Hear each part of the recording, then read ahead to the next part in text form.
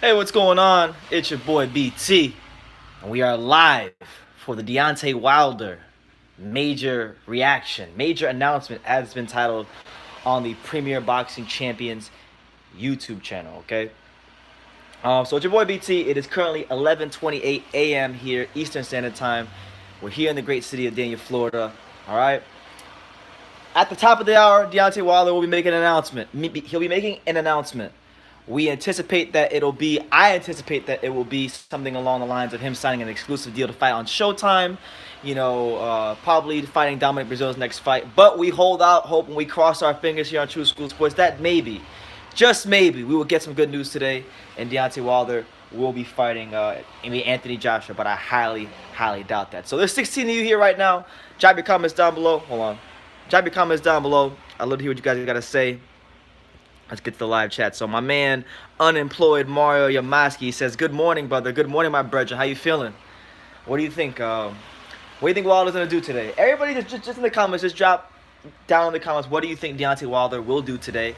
Also, feel free to drop, just where you're watching the stream from at the moment, what city, what state, what country, what continent that you guys are watching from right now. My man Raphael, Rick's Righteous One, he says, is he signed to the zone? No, we don't know, but we're gonna find out at noon. I'm just here because PBC will be, for those of you who are wondering, PBC will be streaming this on their Premier Boxing Champions will be streaming his announcement on their official YouTube account. So if you want to watch this in real time with me and we can chop it up together, you can go open up a separate tab, PBC on YouTube. It's gonna be at noon p.m. Eastern time. Noon p.m. Eastern time. It'll be 9 a.m. Pacific. It'll be 11 p.m. Central time, and if you're in the UK, it'll be 5 p.m. So there you have it. Time zones on your ass. But let me see. What do you guys say in the comments right now? Oh yeah, yeah. All right.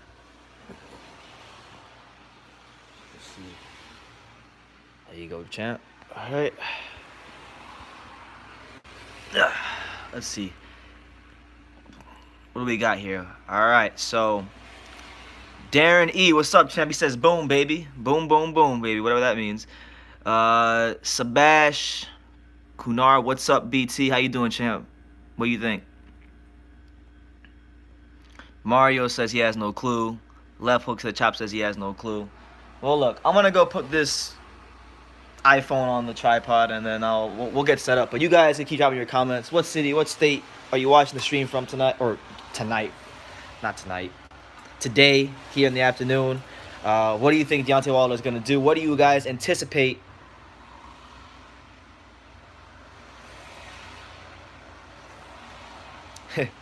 What do you guys anticipate Wilder's gonna do?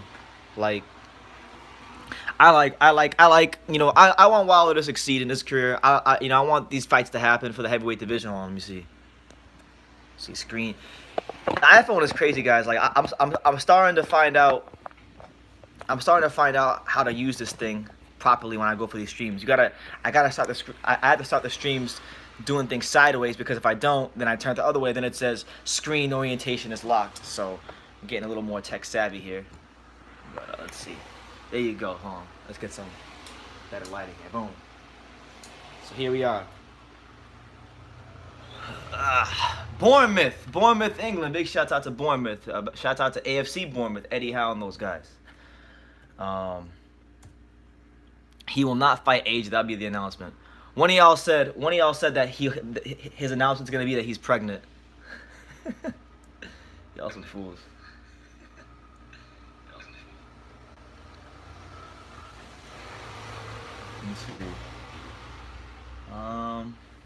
Let me just go through the comments.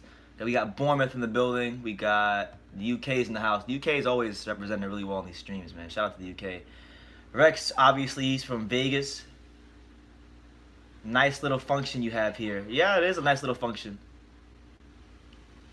He needs to go into show business because he is a diva. Okay, well, while we're sitting here on a gloomy day here in South Florida, or a rainy day, but it's pretty nice if you're in South Florida because it's always hot. So when we get these little brisk days, it's pretty cool. But while we're sitting here, I wanted to just go on maybe Twitter and let's see what people are saying in the world of social media about Mr. Bronze Bomber and what he might do today. Let's see.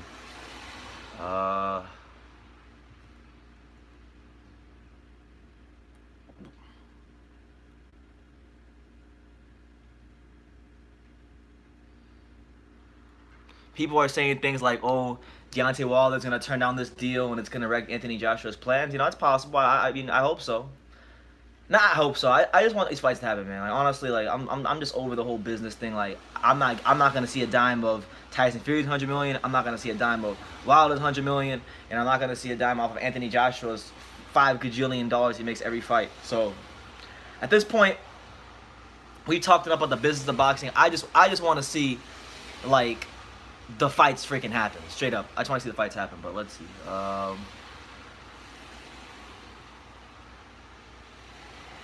Yeah, so a lot of people are anticipating that he's going to do some crazy stuff today. Some craziness. Let me see. What do these comments say? He needs to go into show business. Barbados. What's up? Barbados in the house. Sao Paulo in the house. He says, do you play golf? No, I don't play golf. I play tennis, though. Shout out to tennis. He's going to fight Joshua in the UK for $20 and a plate of fish and chips. Wilder, I hope he retires or gets knocked out. From the UK, diluted before Ducker. Will Brazil, then Ortiz. Maybe, you know, I think, I wouldn't be surprised because now that I'm thinking about it, I wouldn't be the least bit surprised today if they say, you know, Wilder has signed a 2-fight deal with Showtime, or, you know, an exclusive 2-fight deal with Showtime. They're going to pay him X amount of dollars, whatever, and then let's say they're going to say, well, he's going to fight his mandatory next against Brazil, and I would not be the least bit surprised if they say, and then after he fights Brazil, we're going to have him fight Luis Ortiz in a rematch, because you got to think about it too. Now it just dawned on me now. Luis Ortiz has been very active with PBC. Like he's probably been one of the most active PBC fighters there is, and they've been putting him in there with very safe opposition to make him look good. He's been getting knockouts, so I could see that happening. I could see there's so many possibilities for today. But for those of you who are wondering where you can go find this stream and where you can go find this major announcement, as PBC is dubbing it and calling it, it'll be on the Premier Boxing Champions official YouTube channel, and 24 minutes. So noon my time, 9 a.m. Las Vegas time, 11 a.m. Central Time, and 5 p.m. if you're in the UK. You can go see this fight. Or not fight, press conference. He's going to fight Brazil, then Adam Konaki, and then Stavern 3. What's up, PC Jacob? Honestly, well, Stavern 3, that's a joke. But with Brazil, or with Adam Konaki, I think if he actually fought Adam Konaki, that would be a really good fight at this point, because Konaki is a solid top 10 heavyweight. Konaki is someone who's in the PBC stable. He's someone that, you know, it makes sense to actually fight an Adam Konaki. Business sense, boxing sense. It's a good fight stylistically. What's his name? Konaki's a good ticket seller in the in New York City, so that fight would do good numbers. Phil Powell says it's 4 p.m. UK time. Well, isn't it? Wouldn't it be Wouldn't it be right now in the UK? Wouldn't it be like 4:37 now? Because you guys, from where I'm at in South Florida, you guys are generally 5 hours ahead of us. Because when I watch the Everton games, the games always start at 5 hours ahead of wherever I'm at. So if it's 12 p.m., if the press conference is 12 p.m. where I'm at, then it would have to be 5 p.m. UK time. But you know, that's, I mean, I'm on my time zones mixed up. Henry Brown says, Wilder's still ducking Shannon Briggs. Let's go, champ. Let's go, champ. He's ducking Shannon Briggs. He turned down $2 million. I remember I did that interview where Shannon said that. Nobody wants to see those fights. Yeah, obviously, nobody wants to see fights where Wilder, unless Wilder's fighting Fury or Joshua, nobody wants to see those fights. But I mean, we gotta be realistic here. We gotta put our be realistic here for a second, and just not. And I don't want to say not be fans, but not let our emotions overrule the landscape of things right now. We know Fury just signed a mega deal with ESPN, and ESPN, with all that money they just put behind them, they're not just gonna put Fury in the ring with Wilder right away. And plus, Ben Davison was on record back in December, Tyson Fury's trainer, back in December, saying that he's not going to just, up in whatchamacallit, you know, put him in there again with another fighter. They took the Wilder fight.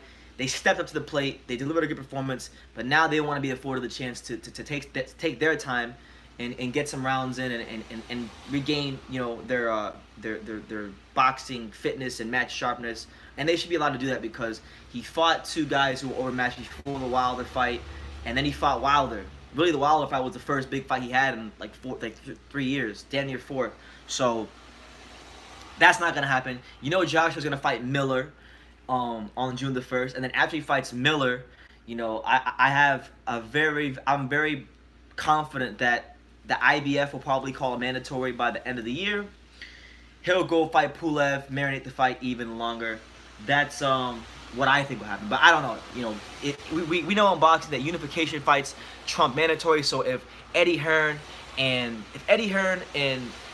Joshua and Wilder and all parties involved come to an agreement, and the money's right, and they can get over all the BS that the networks always have when making these fights, then may be able to happen, because unifications do trump mandatories. It is worth noting, if you're a boxing fan, that unification always trumps a mandatory. So when there's a big unification fight on the table, and a fighter doesn't take it because he wants to fight as mandatory, always understand and always know that a fighter who has a chance to fight unification can, that trumps mandatory. So and step aside money is very easy to pay.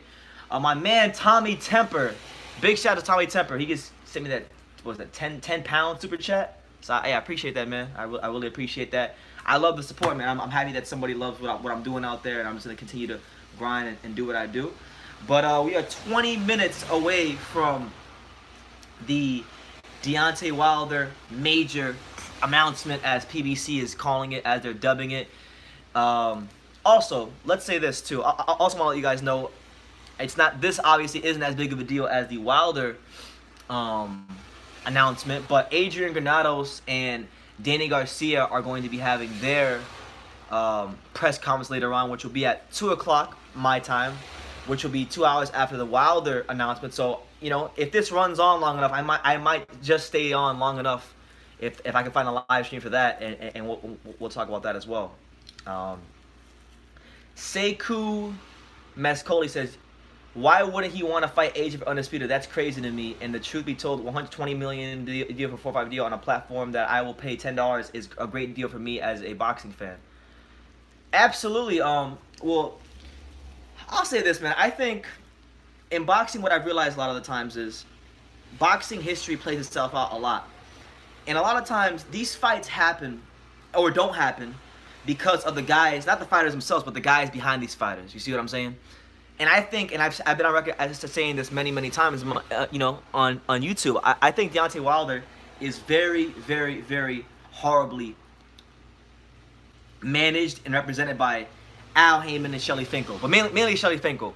And they have their own selfish interests at heart. And they know that with Deontay Wilder, once he loses his value, his stock, so to speak, it's going to go dramatically down, because unlike Fury and Joshua, he doesn't have the built-in fan base of the UK, and he hasn't built himself up here in America yet, really, as like a pay-per-view star, so to speak, like those guys have in their countries.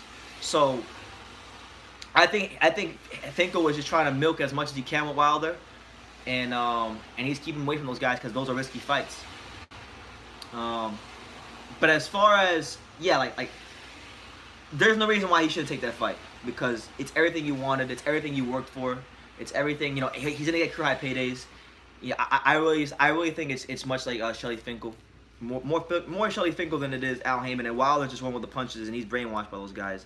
But it's almost like all those years ago, back in the early 1990s, when Riddick Bowe was post-fight Lennox Lewis in a massive fight for Undisputed, and that fight didn't happen, and a lot of people say, well, it was Bowe who ducked the fight and all that stuff. But honestly, and being around Riddick Bowe and just knowing what I know, I don't think it was Riddick Bowe as much as it was Rock Newman. I think Rock Newman prevented that fight from happening. I think Rock Newman sideswiped Lennox Lewis, and that's the reason that fight didn't happen.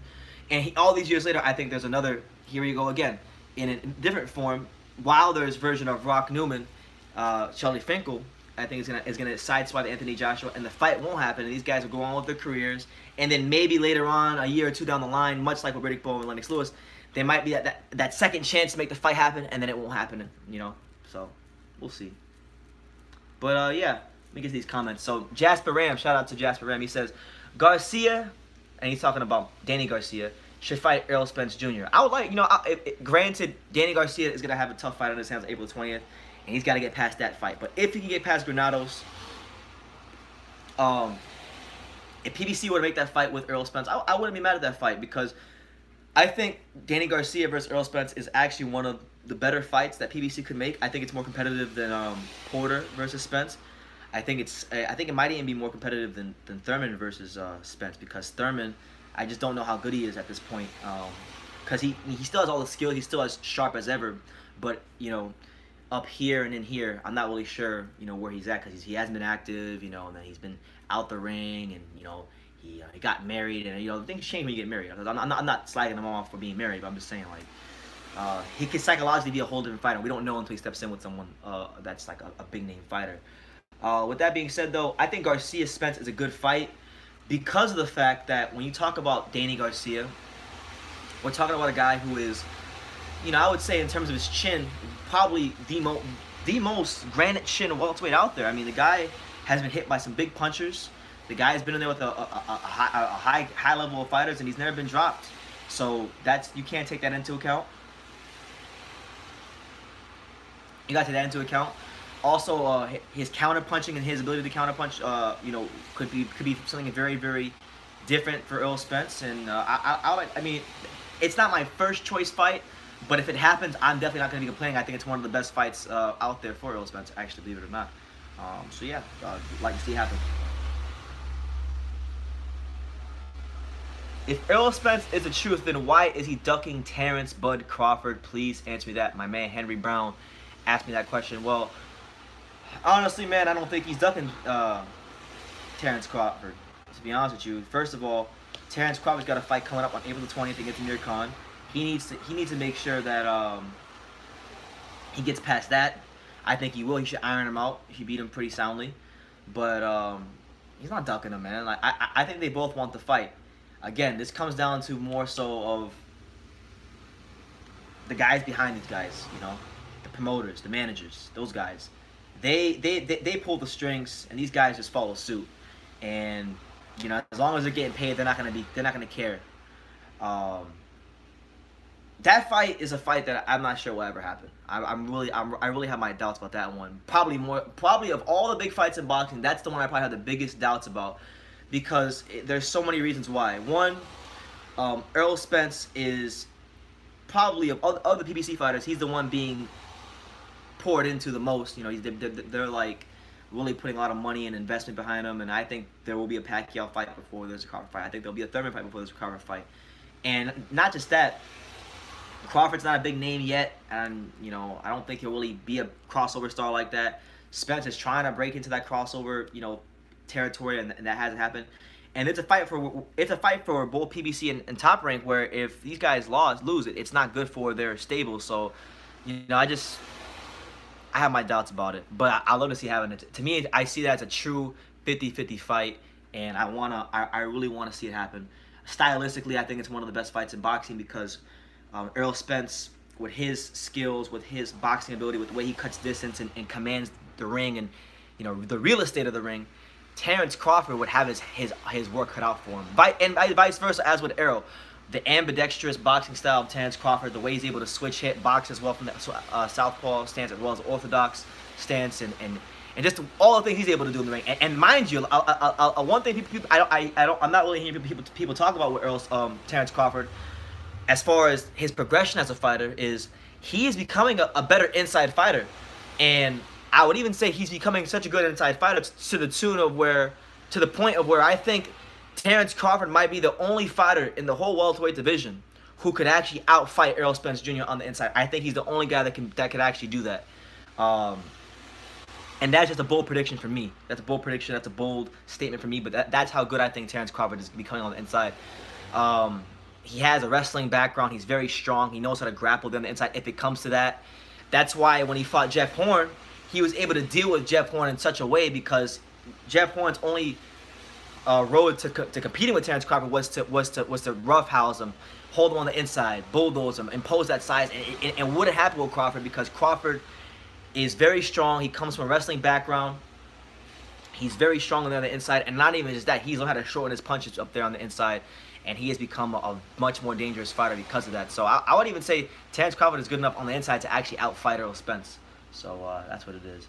Henry Brown, big shout out to you. Thank you for the $1 super chat. Appreciate it, man. Let's see. My man Martin Kearney says, "What up, BT? How you doing, Martin? How you feel about this announcement today? What do you think Deontay Wilder's gonna do?" I'm just sitting here. It's a gloomy day here in South Florida. It's raining, so I'm chilling, enjoying my day, and I figured it'd be a good time to go live. Brown Gone One, what's up, champ? How you doing? TBV with Ness and Mike sickening. No idea how they got 99 subs. Mostly UK peeps as well. Ness and Mike defending Wilder, turning down 120 million. It's a big liar. Same dude attacking Joshua. Yeah, well, I don't want to discredit the boxing voice because I like the boxing voice. In fact, I actually have nothing bad to say about the boxing voice. I think they do good work. I think and they've been covering boxing really well for a lot of years. So you gotta give credit to the boxing voice where credit is due. They put the work in. Are they biased towards Wilder? Of course, but Wilder's giving them access, and it is what it is. The Fight Journal, what's up, champ? How you doing? It'll be a Brazil announcement, Jan. Yeah, that's what I anticipate it'll be. But we came here. I came on live to see just what will happen, and so that I can get the boxing world's, just what they think about the whole thing as it happens in real time. So that's why we're here.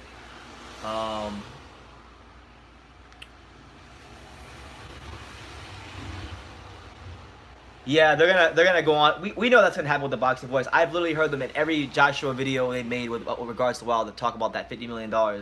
That was not even really. That wasn't a real offer. That was a massive publicity stunt. Al Heyman and PBC. There's no way they had that money. And how could Wilder offer Joshua $50 million when Joshua is the one who's dictating terms? He's the one who has the belts.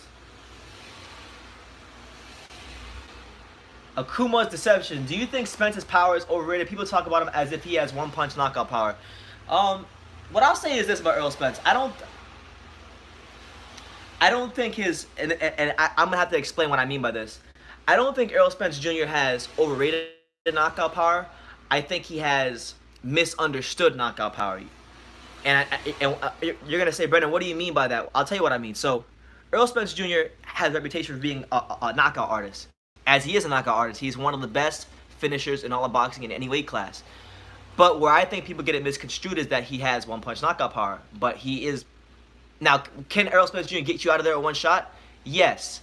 He does have some one-punch knockout power, but that's generally not how he breaks you down. He breaks you down over time, placing his shots properly. And by placing his shots properly and going to the body, he slowly takes the gas out of your tank. So I won't say his power is overrated because he has stopped some really good fighters. I mean, he stopped Lamont Peterson, he stopped Kell Brooks. So he's knocked out some really good fighters in his career. It's not overrated, but it is misunderstood. That's why, when he fought Mikey Garcia, if you really watch enough Errol Spence fights, you can kind of tell. You can tell when Errol Spence sits on his shots a certain way if he's trying to knock somebody out or not. I think from the 8th round on, he wasn't trying to knock out Mikey Garcia. He was contented to get the decision and show people his boxing skills.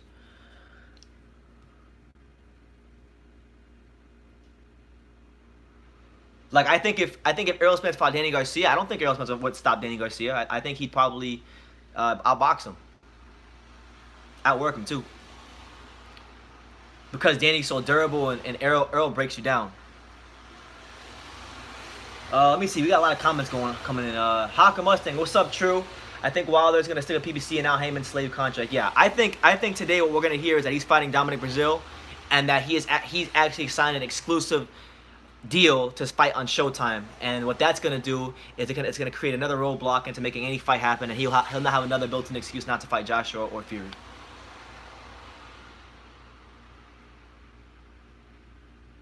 And the thing is too, unlike probably more so than Fury. PBC has more opponents for Wilder, so they can go on and on. They can give him, one fight Brazil, one fight Konaki, another fight Charles Martin, another fight Chris Arreola, because he's got to win against Jean-Pierre Augustine. They could literally, like, if they wanted to, PBC, they could literally give Wilder 4 fights before he fights anybody. Should Christian Lewis, what's up, champ? How you doing, Christian? Good to see you. Martin Kearney says, should Deontay Wilder change promoters? Should we get a Jan announcement? I mean, he's not going to change promoters, so I wouldn't even think that way if he hasn't already. I expect a Jan announcement. It should be a Jan announcement.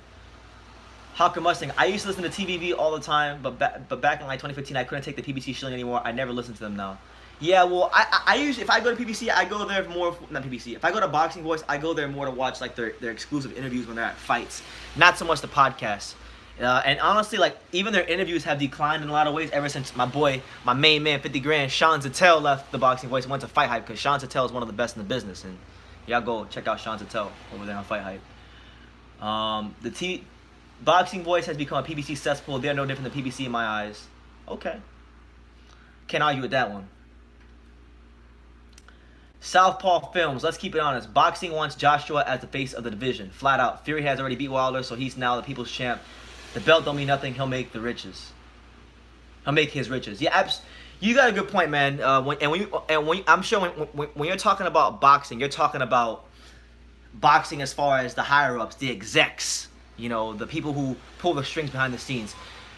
Matchroom Boxing, Sky Sports, the UK boxing establishment, just everybody out there and their mom, they want Anthony Joshua to be the champ, because Anthony Joshua being the champ at heavyweight is so good for UK boxing. And Anthony Joshua, he's becoming a guy that is slowly becoming a breakout star. I mean, if you look at his social media following, the guys, I think this morning I checked his social media, and he's about at 8.5 million on Instagram. I got people. There's people here in America. I got friends who don't know a damn thing about boxing who follow Anthony Joshua. They know who he is. So he's getting that profile. He has that profile. Now with this fight with the Jerome Miller, I believe once the fight rolls around, it'll be one of the biggest heavyweight boxing events this country has seen in quite a long time. He's heading in a really good direction. But I would agree with you, Southpaw Films. Tyson Fury, for those who follow boxing and know the sport, he has in many ways become the people's champ. With his whole advocacy for mental health, his story, what he's come back from, the performance he gave against Deontay Wilder, the iconic moment in the 12th round where he got knocked down and got back up and started whooping Wilder's ass. He is the people's champ. And as far as I'm concerned, feelings aside, he is the best heavyweight in the world. Feelings aside, he is the best heavyweight in the world. He fought Deontay Wilder, outboxed him at 65%. When Klitschko was the man of the division, made him look silly. Klitschko couldn't land no punches on Tyson Fury, rendered him ineffective, and then people forget early in his career when he fought the likes of Derek Chisora. Obviously, Derek Chisora isn't, the creme de la creme heavyweights, but he fought a much younger, fresher game. Derek Chisora outboxed him pretty easily, so the guy's done a lot in his career. For those of you who are wondering, the Deontay Wilder announcement, we are just 4 minutes away from that. It'll be happening at the top of the hour. So if you guys want to watch it live in real time with me, you can open up another tab, go to the PBC YouTube channel, Premier Boxing Champions, and you should see it. I got it right now. I got the tab pulled up right here on my computer. I'm gonna do you guys a bit of a favor to save you some time. I'm gonna drop you a link. So here's the link to the stream. Boom, there it is. I just dropped it in the comments down below, and yeah, there you go. So that link right there, that'll be the one that y'all can go to watch the stream as it happens in real time. Let me make sure my volume's good here. Fury has no belts, bro. Beating Wilder doesn't make you the best. Okay, beating Wilder doesn't make him the best, but if he beat Wilder and he beat Klitschko, so Wilder and Klitschko on his resume, Wilder and the Klitschko he fought is better than Anthony Joshua's entire resume, straight up. And then if you want to put in like the Derek Chisora he fought. If you want to put in the Derek Chisora he fought as well, I know Chisora's not the creme de la creme, but Derek Chisora's no scrub. Derek Chisora is the same guy that beat Carlos Takam, the same Carlos Takam Anthony Joshua was struggling with for about 7 rounds. So when you factor in Klitschko, when Klitschko was the man, he took the belt from him. Wilder, Chisora, you know, I think there's an argument to be made. He's probably gonna announce. Hey, and big shout out to Henry Brown for the $2 super chat. Charlo 2 wins exposed. He can't see Jarrett Hurd. I mean, if you're talking about Jamel, I always thought he would lose to Jarrett Hurd. As far as Jamal, that's a more of a competitive fight. I don't know if Jarrett will win that one, but I like to see it. He's probably going to announce a deal similar to Fury's, and that's what I said too. I think he's going to sign an exclusive deal with Showtime. They're going to make a big deal about it, and they're going to say something like, oh, he's going to fight Brazil, then he's going to fight Kaunaki and Ortiz, and there's about a good 5 opponents PBC can give him. So the one advantage Wilder has over the other guys in the division is that probably more than Fury and more than Wilder, more than Fury and more than Joshua, he probably has more options within his stable. Klitschko, Dillian White, and Alexander Povetkin. Okay, those are very good names. But I mean, Klitschko when he was the man. Okay, Deontay Wilder, a guy that's made 7, 8 title defenses coming off the Luis Ortiz victory. And then I believe he beat Derek Chisora when he was undefeated, but don't quote me on that. So obviously Fury's resume, it doesn't have the depth that Joshua's has. I'm not gonna sit here and try to argue that because I'd be lying to you. As far as the overall body of work, Joshua blows Fury out the water. But as far as the better wins, who had the higher quality wins, Tyson Fury, no doubt about it. Wilder might not survive this new contract. You heard it here first. What do you mean by that? Like, do you think one of these guys they're gonna put him in there with is gonna beat him? Let's go to the PBC. So guys, it's noon. It's 11:59 here on the East Coast here in South Florida. I just dropped the link for you guys to go check it out if you haven't already. Here, I'll drop it again. There it is. You guys can go over there and watch it on PBC. The announcement is supposedly right now on PBC. Wilder, I think Brazil or White could beat Wilder. Ah, man, Brazil? I mean, White I can see. Brazil has a puncher's chance because he has he's a heavyweight that has fight-changing power. You know, he can really crack. My issue with Brazil in the Wilder fight is I just don't think Brazil's reflexes are quick enough to defeat a Deontay Wilder, and I don't think he has the timing to beat a guy like Wilder. But if he can catch him, he can definitely get him out of there. I just really question his reflexes against a guy like Deontay Wilder. Because if you look at his last fight when he fought the Puerto Rican guy, I can't remember his name, the Puerto Rican guy he fought, the cruiserweight that he fought, that would have heavyweight. It took him about 7 rounds to really get his timing down. He's not going to have 7 rounds to get Wilder's timing down. Wilder will hit him by then, and if Wilder hurts you, unless you're Tyson Fury, he finishes you.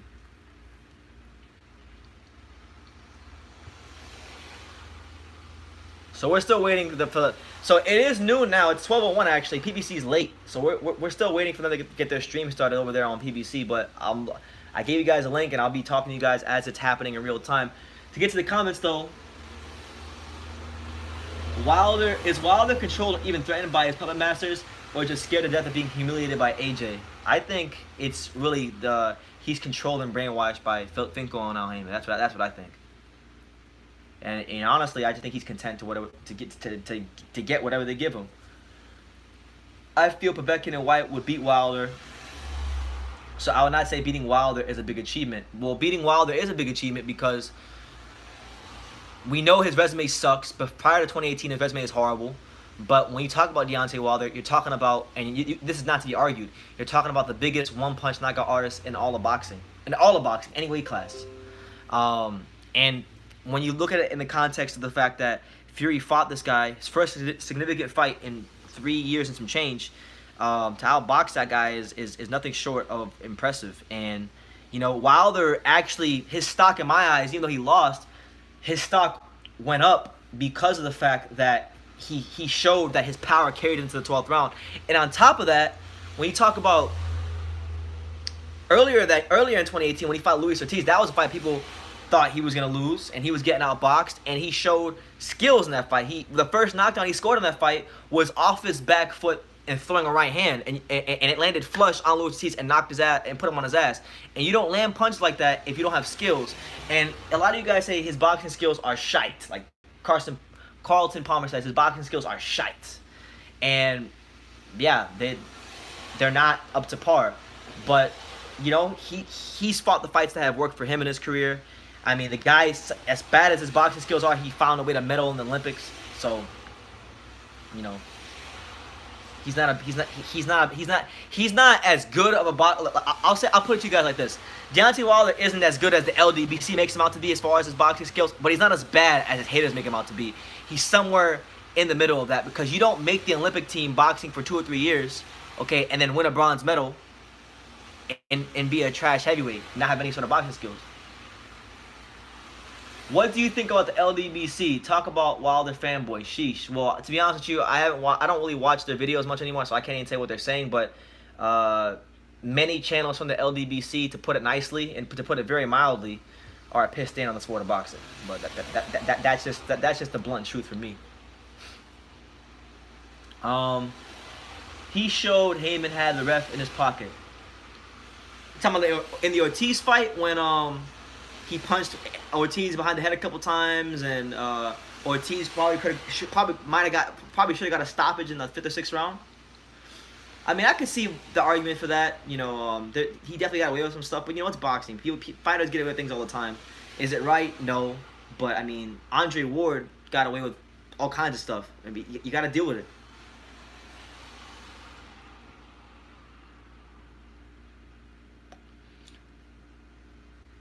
That Olympics had weak opponents. Some say the weakest ever.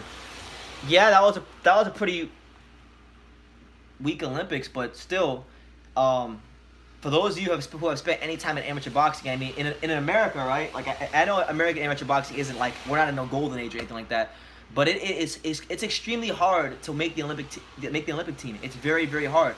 There have been so many guys who did not make the Olympic team in the amateurs that went on to be great world champions. You know, guys who are maybe Olympic alternates. Like I'll give you guys a modern day example and an older example. Like guys who are Olympic alternates but didn't formally make the Olympic team, or are guys like, you know, to give you an older example, you know, he was an Olympian. Never mind. I was gonna say Ali, but he was actually He was an Olympian in '64, I think. But no, like for example, Keith Thurman was an Olympic alternate. He didn't make the Olympic team, and a lot of guys haven't made the Olympic team and have wanted to be really good fighters. So I mean, I'm just saying, man. You don't make the Olympic team in America being a bum.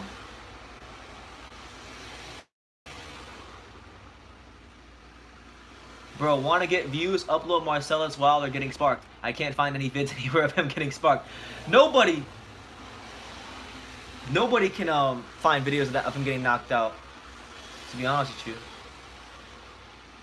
Is that real sound of the waves crashing, kid? No. Right now, what you guys are hearing in the background, I have my window open because it's raining outside. It rained earlier, and I live near a street. I live in the city, so I live near a street. So that sound you hear in our cars going by and the water from the puddles. But it sounds nice. Ortiz, though, rated literally Fury gave him that nickname. He couldn't put away that Polish bum last time. Yeah, I agree with you. He couldn't have put away with Christian Hammer, and I think that lends credence to what I was saying about him lacking that extra bit of quality to bring a guy like that down. I think he's not an elite heavyweight anymore, but he was at one point. He had the elite talent back in like 2015. Lennox Lewis was the last true heavyweight boxer on Ali Holmes level. Yeah, but that doesn't mean, like, I think Tyson Fury has a great chance, and Joshua too. They both have great chance to put themselves on that tier. Okay, there you go. Henry Brown, thank you, because I drew a blank there. Mike Tyson is an example. He didn't make the Olympic team, but he went on to become a great fighter. So you can be a fighter that doesn't make the Olympic team, or that makes the Olympic team, or that does make the Olympic team and goes on to be a successful fighter. And there's some guys who make the Olympic team who become trash fighters. Like, I'll give you an example from England. Audley Harrison, he won an Olympic gold medalist. He didn't become anything as a pro, so everything it's different for everybody. But what I'm saying particularly, though, is if you at least make the Olympic team in America, if you make the Olympic team, you're somewhat of a good fighter. You had to have been somewhat of a good fighter, okay? You had to have some sort of boxing skills. Because amateur boxing is not like pro boxing. Amateur boxing is all about boxing skills. It's all about points, you know? So if you can land points, you win. LDB, oh, crazy. Wilder brother got knocked out and Tyson wasn't in the Olympics. It's true. Christian Hammer is Polish? No, I think Christian Hammer is from Hungary, but somebody said he was Polish. And by the way, big shout out to my man Foul Pole Boxing. Tyrell Biggs. Yep, Tyrell Biggs. There's so many fighters.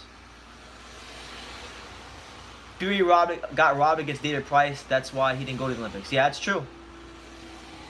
Oh, he's Romanian. Yeah, he is Romanian. I don't know why I said Hungarian.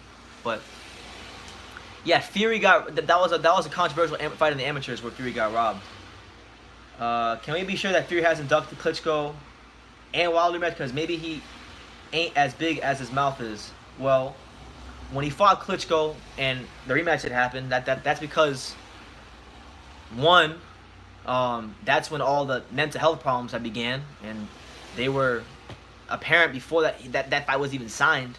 When he came to New York City for the Wilder Spilka fight, and you know, the fight never happened. Okay, and then when he fought with Wilder, it's like he beat Wilder already. Beat him.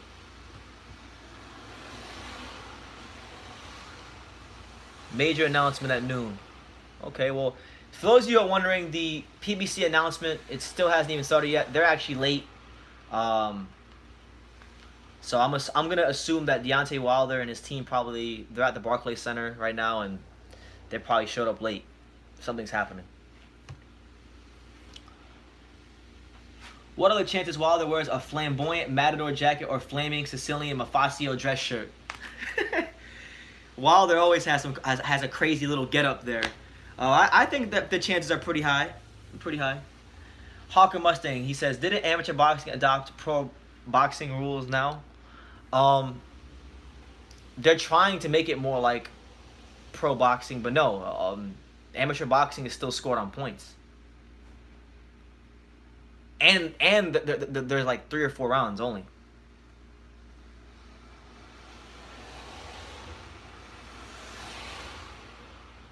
No, the dude before Christian Hammer that Ortiz fought was Travis Kaufman, who's American.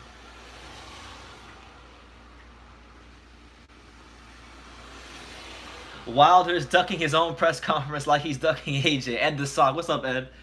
Yeah, man, I could. It's ridiculous. It's 11 minutes already. But could those mental health problems have been a consequence of his insecurity about winning the Klitschko rematch? No. Why would he be insecure about winning the Klitschko rematch? The guy literally said for like 5 years before he fought Klitschko the first time that he was gonna beat him, and then he beat him soundly. So why would he be insecure about that?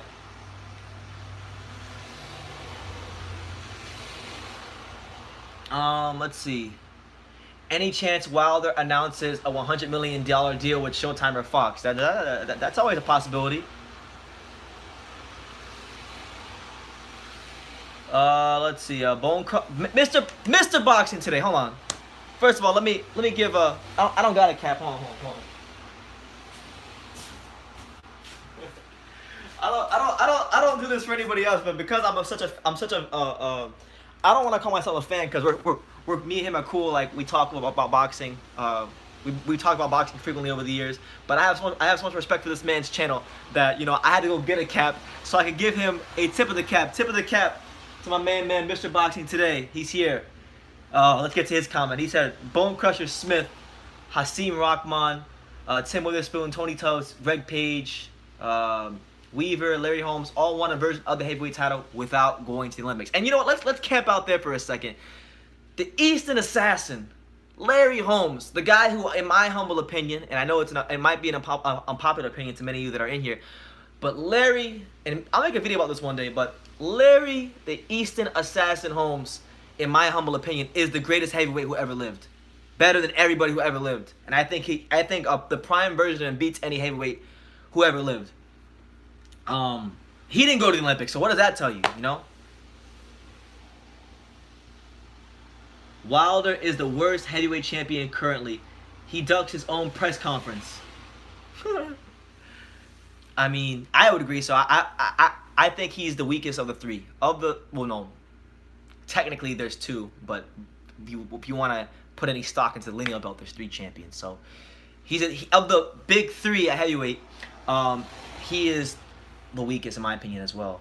Let's see. The Deontay Wilder press conference has started, so we're here on True School Sports. It's your boy BT. This is the live press conference, major reaction. Oh my God, are you serious? Oh my God. The press conference just started, and already the answer has been revealed. Deontay Wilder will be doing what we thought he'll be doing. He'll be fighting Dominic Breazeale May 18th at the Barclays Center. So we're going to tune in here on True School Sports. Let's listen to what they got to say. Brian Custer is leading the press conference right now. Jesus. I'm Premier Boxing Champion. May 18th, here at Barclays. Oh my God. It can be seen on Showtime Championship Boxing. They got Dominic Breazeale and Virgil Hunter at a podium. They got Wilder at a podium. Jesus. Barclays Center, the 5th heavyweight title fight here at Barclays. And of those 34 fights, They closed my window for 19 this. of those have been here on Showtime Championship Boxing. No one is as invested in this venue and putting on top-level fights than Showtime. In this world title fight, He's fighting Breazeale. who's got Oh my God. in boxing, Quack, quack, quack. unapologetically tell you he's the baddest man on the planet. Oh my God, here we go. I can't wait for this press conference. This is going to be some legendary sound bites from Wilder. I can just tell already. World, he's the bronze bomber, Deontay Wilder, who will be making his 9th title defense.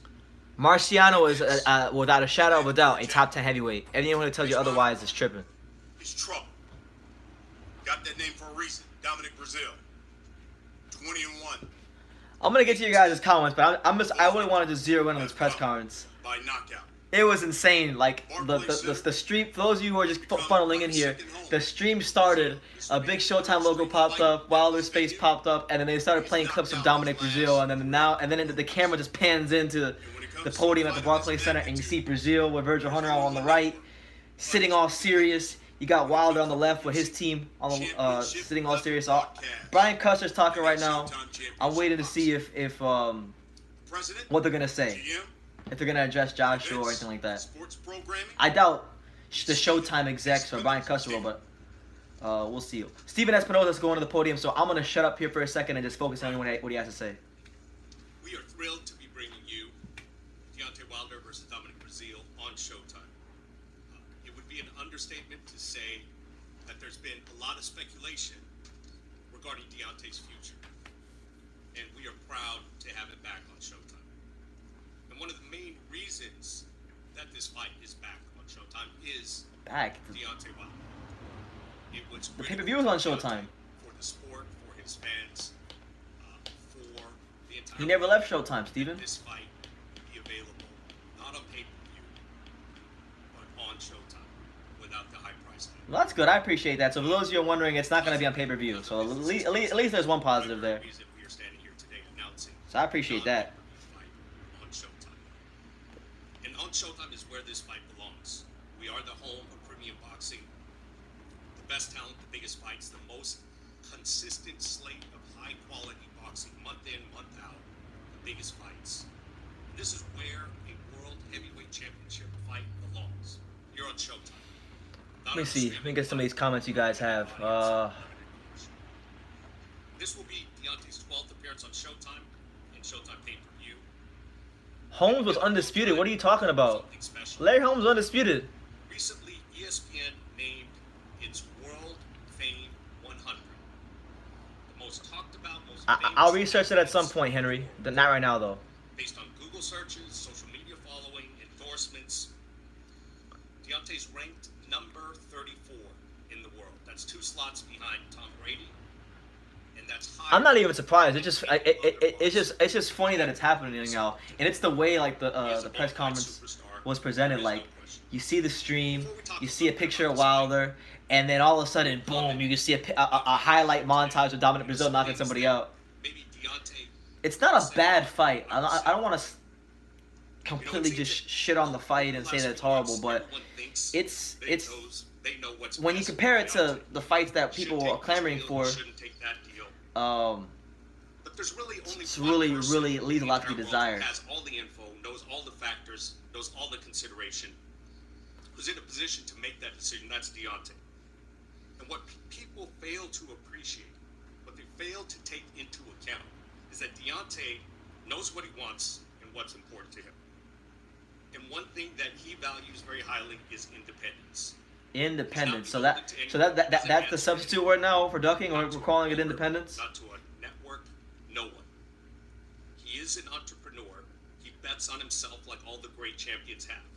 Sugar Ray Leonard, Mike Tyson. So now we're talking about independence and entrepreneurship. So is this boxing, or is this to sit down with Gary V? They took risks and they had great financial success, great professional success because of that.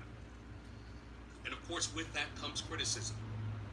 When Floyd bought out his contract from Top Rank for $750,000, people thought he was crazy. When Mikey Garcia sat on the sidelines for 2.5 years to get his independence, people thought he was crazy. And they're certainly out there. I mean, you can go. You can. That Deontay is crazy. And he's got his you can go hear the speaker. It's on. Look, the freaking link is right here. You can go watch the stream right there. You don't gotta listen to me. He has demonstrated loyalty, but not the kind of loyalty. I've been on and off. My posting schedule has been a bit sporadic over the last couple months. So that's probably why would never expect loyalty. that's why you probably haven't seen me, Tyrone. But I'm here, man. I'm grinding it out. So I'm back. You know, even though I never left. So the reality is, he's made a decision that demonstrates his loyalty, and a decision which guarantees financial success for a long, long time. Financial success. I mean, Jesus, $100 million for 3 fights. That's financial success. Away from the Tyson Fury rematch, he isn't the one who walked away from the Tyson Fury purse bid. He isn't the one imposing conditions on big fights. You guys imagine for a moment if Deontay. Okay, then why didn't he take the $15 million flat fee if he's not imposing conditions on the fight? With Showtime and PBC. All of you would murder him for that, and yet those are the conditions that are being imposed for him. So to the extent that he has decided that he is his own man, retaining his independence, he's going to retain control. That is something to be respected, admired, and celebrated, not criticized. I'm not going to go into detail, but rest assured that Deontay has made a choice that demonstrates both loyalty and will be financially lucrative. Go into detail. And regardless of what others may want to believe, Showtime has plenty of money. We're not going anywhere. We have been the home of the best boxing for quite some time. We've been the leader in the sport, and we're not going anywhere. Showtime has plenty of money. I mean, I hope so, man. They put on some good fights. You know, I like Showtime. They do a good job with the presentation, but come on, Steven Espinoza, you have the body language of a stone cold liar right now. Championship is back on Showtime. Dominic Brazil, big, strong, experienced, powerful, and above all. Funny thing is, I actually like Dominic Brazil. I'm a fan of his. It's no secret. He comes to fight. There is a personal rivalry between the two of them. This is not going to be, I predict, the kind of friendly promotion. I just realized this fight's on my dad's birthday. In the Fury fight, there's Pretty good fight to go to. animosity here. These guys are professionals, but there is also. Dominic Brazil looks serious. He looks like he's focused. We'll see very quickly. This is a premium fight. It is a. Deontay Wilder's got an interesting chain on there. That's a nice chain. The heavyweight championship on Showtime, Barclays Center, May 18th. Thank you. All right, Steven. Hand it over to the fighters, you weasel. Come on. We want to hear Wilder in Brazil. And I guess Shelly Finkel as well.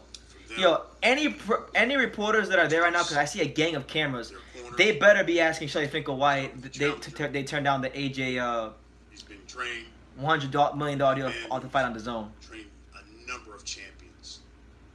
Used to train pound for pound, the greatest fighter that was in the sport at one time. Former trainer of the year. Oh, wait a second. Virgil Hunter is Dominic Brazil's trainer? Oh, he's in trouble. Andre. He's in trouble. Just Virgil Hunter's gonna train him into the ground. Virgil Hunter. Ladies and gentlemen. It's good to see Virgil back though. All jokes aside, it's good to see Virgil Hunter back in boxing. I know he was sick for a while. I'm gonna shut up now. For such an event as the heavyweight championship of the world, it'll be my first time at this level in the heavyweight division. And certainly, there's a monumental task to try to overcome. Dominique and I, we connected last month. After talking and after a few workouts and trials, we saw that we had a good fit and we had a great understanding of what needed to be done and what was lying up ahead. He works hard. He's very determined, and he knows that this is his opportunity, and he can't let it get a chance to slip away from him. But he also Yeah, that's interesting because I remember Dominic Brazil was with Manny Robles, so this is actually kind of like new to me. I didn't know Virgil was with Dominic Brazil, and maybe it could work if they strike up a partnership. It could work for Thank you them. very much. Be remiss did introduce one of Deontay Wilder's managers. Deontay Wilder has 75 managers. Long time, Mr. Shelley Finkel. He will make some comments to you and say certainly be available to you once we're done. But in the corner of the champion, he's got a man who was one of the most accomplished U.S. amateurs. That's what I'm saying. Like, 1984. I mean, obviously he wasn't gonna fight Joshua next, so this fight probably was still gonna happen regardless. But he should have at least in the sport. formally signed the deal with his own. Let's hear Mark. I'm gonna shut up now. I'm talking too much. And of course, the man who spotted this powerful pugilist has been with him ever since. Walked into his gym in Alabama to work with him, JD's. And they acknowledge him as well. Now, let me introduce the fighters. Okay, there you go. Come on, Brian. We'll start with the challenger. This man's been waiting for this opportunity for over a year and a half. In his 21 fights, he's gone the distance just twice in his career. This will be his third straight fight at Barclays Center here in the BK. He's known as Trouble, Mr. Dominic Brazil. Yeah, I don't know. And Virgil's not really experienced training with heavyweights either, so Good afternoon, ladies and gentlemen. I'm gonna shut up. Coming out Brazil's here. talking. Ryan, thank you for the introduction. Steven, thank you for having me as well. Showtime. Guys, I'm super excited, man. As Brian just said, I've been waiting over a year and a half now to get a shot at this title. I'm excited to be back here at the Barclays Center. I've got 3 knockouts. One, it's one of those situations that I bring in addition to the team with Virgil. I'm a great fighter, but there's always things to be learned. We've learned a lot in the last little bit that we've been together. At the same time, I bring something to the fight game that everybody wants to see in the heavyweight, and that's the excitement of Trouble. I'm going to bring pressure. I'm going to do something that everybody wants to be seen. I don't know, maybe I'm sparring. one of those guys that's sick of seeing this bum walk around with his belt. Oh, Put him on his ass. Everybody's gonna be sitting in their seat. They'll be rising up when I knock them down, and they're gonna stay on their feet. Dominic Brazil with some harsh words for Wilder. He called him a bum with a title. Gonna put him on his ass. He wants all the smoke. Heavyweight champion of the Let's go, world. champ. Unbeaten. Let's see what Wilder's gotta say. Here's Wilder. 39 come by knockout. It's a 95% knockout ratio.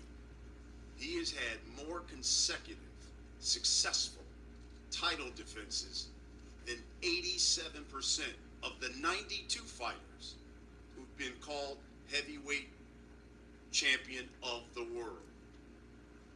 Only 2 men have gone the distance with him.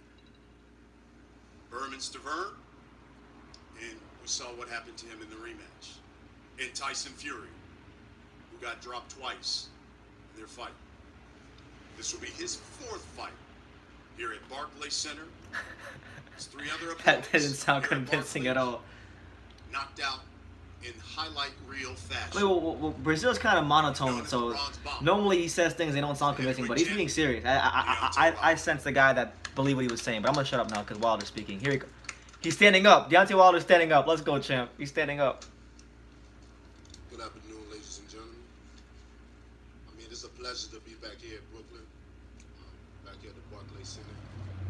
You know how dear to my heart heart that this place holds for me. I've been here for so many times, you know. As Brian has said, I'm labeled as the Bronx Bomber, but here in Brooklyn they call me the Bronx Bomber. The Bronx Bomber. Oh, You know, it brings some connection here. You know, I had some of my most memorable knockouts, my most memorable times here, right here in this arena, and I'm looking forward to being here again, fighting my mandatory. You know, it's always a great opportunity. It's always a great thing to get the mandatories out of the way, because I consider the mandatories like flies. They always buzzing in your ear, especially when you're trying to do something for the heavyweight division. damn. Heavyweight division has been so lit, and it's been so exciting, you know, that it's the times where we need to see one champion, one face, one name. But with that being said, Just signed the deal with the zone. A mighty task to getting that complete. You know, you need some cooperation with a lot of people to make that happen. And one thing about me, I want to fight the best. I've been trying to prove to the world what I've been saying. You know, this ain't being arrogant. This is not being cocky. This is what I believe in my heart. This is what I believe in my heart. And nobody can take that away from me. I feel that way. I believe that. And until somebody prove that wrong, then I must continue to believe that. So here we are again, another man, the next man in line. I can't wait for this one. I ain't felt this way since the Bermain fight. Uh-oh. But this is even more intensified than the Uh-oh. Bermain fight. I don't mean nothing, but man, I love this sport. Wilder said he ain't felt the place since the Bermain fight, and we know I was there. I know what happened. And pain is the name of the game in this sport. And we all know who does that the best. It's me. It's me. I get paid to do it. So I can't wait. I can't wait. I'm not going to speak negativity up on that. I'm just going to show. Because the way I'm feeling right now, right? The fight can be this week.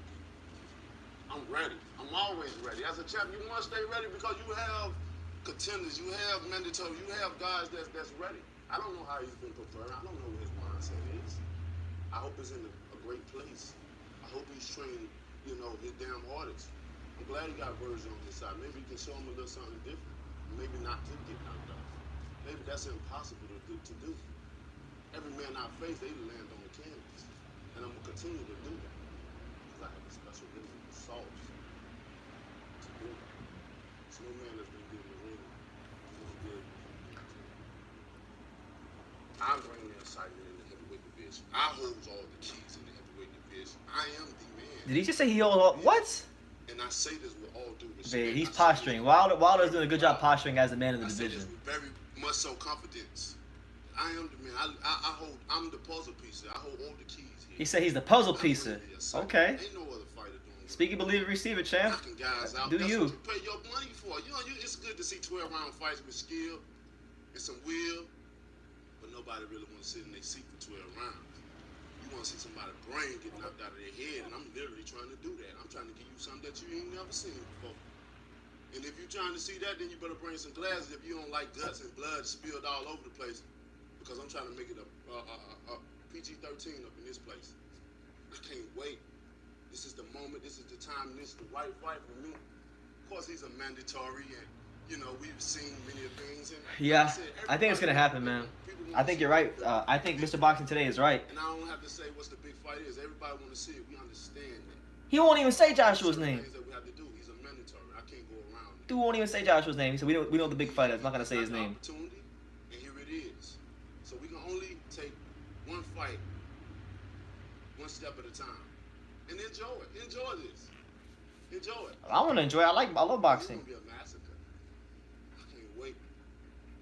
Said he's gonna massacre Dominic Brazil, which I think he should beat him. But Brazil's no gimme. It's not a walk in the park for him. But it's a good fight for him stylistically. I'll say that much. What we will do with the sport of boxing. I'm looking forward to it all. Thank you guys so much for coming out. Okay, so that was Deontay Wilder. So there's a bunch of reporters there, and I know I recognize some of the back of these people's heads, and I follow them on Instagram. They better press Finkel, Wilder, Espinoza about this deal with the zone. Had a number of network's after you. But it's Dominic Brazil. Why Showtime Championship Boxing, May 18th. Why here at Barclays Center? Well, like I said before, I got a great relationship with the Barclays Center. I've been here so many times. You know, I mean, you're the man. You know you're the man when you got your face painted on the back. You know what I mean? And when seeing that, you know, that just let me know that I'm here. I'm much so welcome. People love me. Like I said, I go they're here when I'm here. They call me the Bronx Bomber. And I said, Man, you ain't no Bronx Bomber, bro. The energy here is amazing. And They said they called Deontay Wilder the Bronx Bomber. No, bro. You can only be a Bronx Bomber if you play for the I'm sure Yankees. there are You ain't a Yankee. Wanted to know why Showtime Championship Boxing, considering the number of streams and networks that were after you. Most definitely. You know, I've had a long relationship with Showtime as well. Yeah, too. Dominic Brazil. I can't Consider these guys think as of one family. fight he's ever looked good in. But guess what? He's kind of like the bootleg version of Wilder. He gets outboxed for 5 rounds. He catches your ass with a shot. Boom, you go to sleep. With my knockouts, people love knockouts in boxing, and they know most likely when they come to see a Deontay Wilder fight, that's what they're gonna get. So I didn't feel like this fight was a pay-per-view fight. You know, for me, I feel when you have pay-per-view fights, them the special fight, them the ones that you gotta see, like them the ones like you'll miss your rent money to see the fight. I'd rather pay, you know what I'm saying? And I don't feel that this fight is that type of situation. And I don't want people to pay more than what they have to pay. I'm the people's champion. I'm not trying to No, that's Tyson Fury. to take more than what's due to me. I'm not trying to gain an extra dollar by doing something that I love to do. I want to be fair to the people, as I want for people to be fair to me. I respect I'm the that. greatest champion in the business. I don't know how many times I gotta keep saying it and keep proving it, but I guess I gotta do it to the end of my career, which I don't have no problem. I don't have no choice. You just gotta fight Joshua Fury A lot of again people and gonna beat be them. able to satisfy. We're gonna have a lot of people not, and the ones that satisfy. He basically said he's not worth pay-per-view. He's right for once. Dominic, It's messed up. listen, there's been some bad blood between you two guys. You guys a couple of years ago fought on the same card. After the fight, nearly kind of got into altercation. He's a walking, talking contradiction. I want to see. Like, I like Brazil. I've grown a fondness towards Brazil as his boxing career has progressed. Wilder had a mob with him trying I'd like take to see him down. going there for the upset. I like upsets. So I mean, if he can go ahead and do it, that'd be great. I highly doubt he will. I see Deontay Wilder winning via 3rd round KO. I just think Brazil's reflexes are too slow and he takes too long to start. He's a slow starter. Like I said, guys, I'm excited. Wilder's the opposite. I finally get a chance to get this chump in the ring. I say chump, and I'm referencing you, chump. Damn. Call him a chump. Talk. You love your own voice. All you do is talk and talk and talk. It's time to get in the ring, May 18th. Square off. Mano and mano, one-on-one. Ain't nobody can save you. Brother can't be there. Your uncle, your side girls, all that stuff, nonsense. Damn, he said your side girls can't be there. He's getting real. You got a left hand and a right hand. I got a left and a right. See who lands first. Hopefully you get off the canvas. Damn. Deontay, Let's see what Wilder's 3 gonna say. fights here. All 3, as I said earlier, highlight reel type knockouts. You were quoted earlier this month as saying, quote, "I'm going to wipe Dominic Brazil off the planet," end quote. So I feel that way. Oh man, most definitely. Y'all know that I got gold at the tip of my tongue. When I speak, things come true. It happens. It's just like in my last fight. I told Fury he's gonna go timber. I told Fury you will have to be perfect with 12 rounds. I don't have to be perfect with 2 seconds. He did say that. You gotta give Wilder credit there. He did say that. So with this, my words are powerful. What I speak is powerful. And what you will see is what I display. I will knock this fool out. He may not get up. It ain't no hoping and wishing that he gonna get up because he may not. I expect him to make some Yeah. more Now when Wilder says he's gonna knock the daylights out of Brazil, I believe him because Brazil's brought up the side chicks. Can't do that. Oh my God. Can't do that. Although this ain't a pay-per-view fight. Shouldn't have side chicks, but I'm saying It feel it's not like his place y'all to bring it up. approaching it feel like one. But it ain't quality to put it on the network for pay-per-view. But it's gonna be a good one for sure for people to view. Man, the dude was so scared. He saw 20 people behind me when it was only me, myself, and nah, that's all I got in the end. That's what I found out. This man's singing now. I walked in by myself. I told the people I was looking for him. You ain't gonna come to my city and make threats of killing my family and stuff and try to cover it up by some other shit. He played a major part in what he did, and he gonna suffer the consequence for it. A bum of the month club. I ain't need 20. I wouldn't call Brazil a bum, but yeah, this is someone Wilder. I think stylistically, this fight favors him Unless it's a fight. a lot. And people all riled up. When I'm by myself, it's just me and my sister. To be fair, it's funny too because he's fighting a guy that Anthony Joshua already stopped like Wherever I go, 2 years wherever ago, city, wherever 3 years ago, state, wherever 5 rounds. I go to, I'm protected. Very. I don't need an entourage. And if it's something personal, I handle it myself. You All can- ego but no I ambition. don't need nobody else. A 20. Come on. The only reason this is occurring and the story got out because they sucker punched my brother. This fool. But my brother was only 190-something pounds that came back and dropped his ass on the ground. He got embarrassed. And with the wife, she's running around with her head cut off like a chicken. My brothers had their children. They didn't even know that. But you want to paint a narrative, then he gonna go and try to sue. What boxer you know trying to sue? You fight for what you want. That's why God don't make mistakes. He don't make mistakes, and this payback like none other. Brazil could have lost his life that day. I had guys calling me apologizing because they had got put out because they had guns. You don't come make threats like that. I'm gonna show you. I'm gonna show you. He don't even sound convincing. Damn. Because he know he ain't finna do shit. He can talk. His game ain't even tough enough to talk. He need to put a little bit more bass in him so for me to feel him like he feeling me. He fucking with the wrong person. Excuse my language though. I'm just so intense. I'm so ready. Y'all know how I get at times, man. It ain't nothing new. I'm still the same D, baby, the best. And I'm gonna show. Come 18. I promise you that. Brian, can I get a second? Sure. Just so I can reference what you guys are getting an understanding of. Me and Deontay Wilder do have some bad blood. The night I knocked Izu out of the ring in one round of the year, that was stolen from me because of the fact that Deontay Wilder, also known as the Chump, and his punk-ass brother decided they want to run a nonsense situation inside of an Alabama hotel lobby room. I come downstairs to have dinner with my wife and kids. Mind you, my wife and kids, my cornerman. We're going to dinner after a fight. Gladiator fight. I get off the elevator, Izu's there. The guy just knocked out of the ring. KO'd. We handshake, You heard take me some ask you photos. for you. You I knew I signed was some stuff, looking he for signed some you. stuff for me.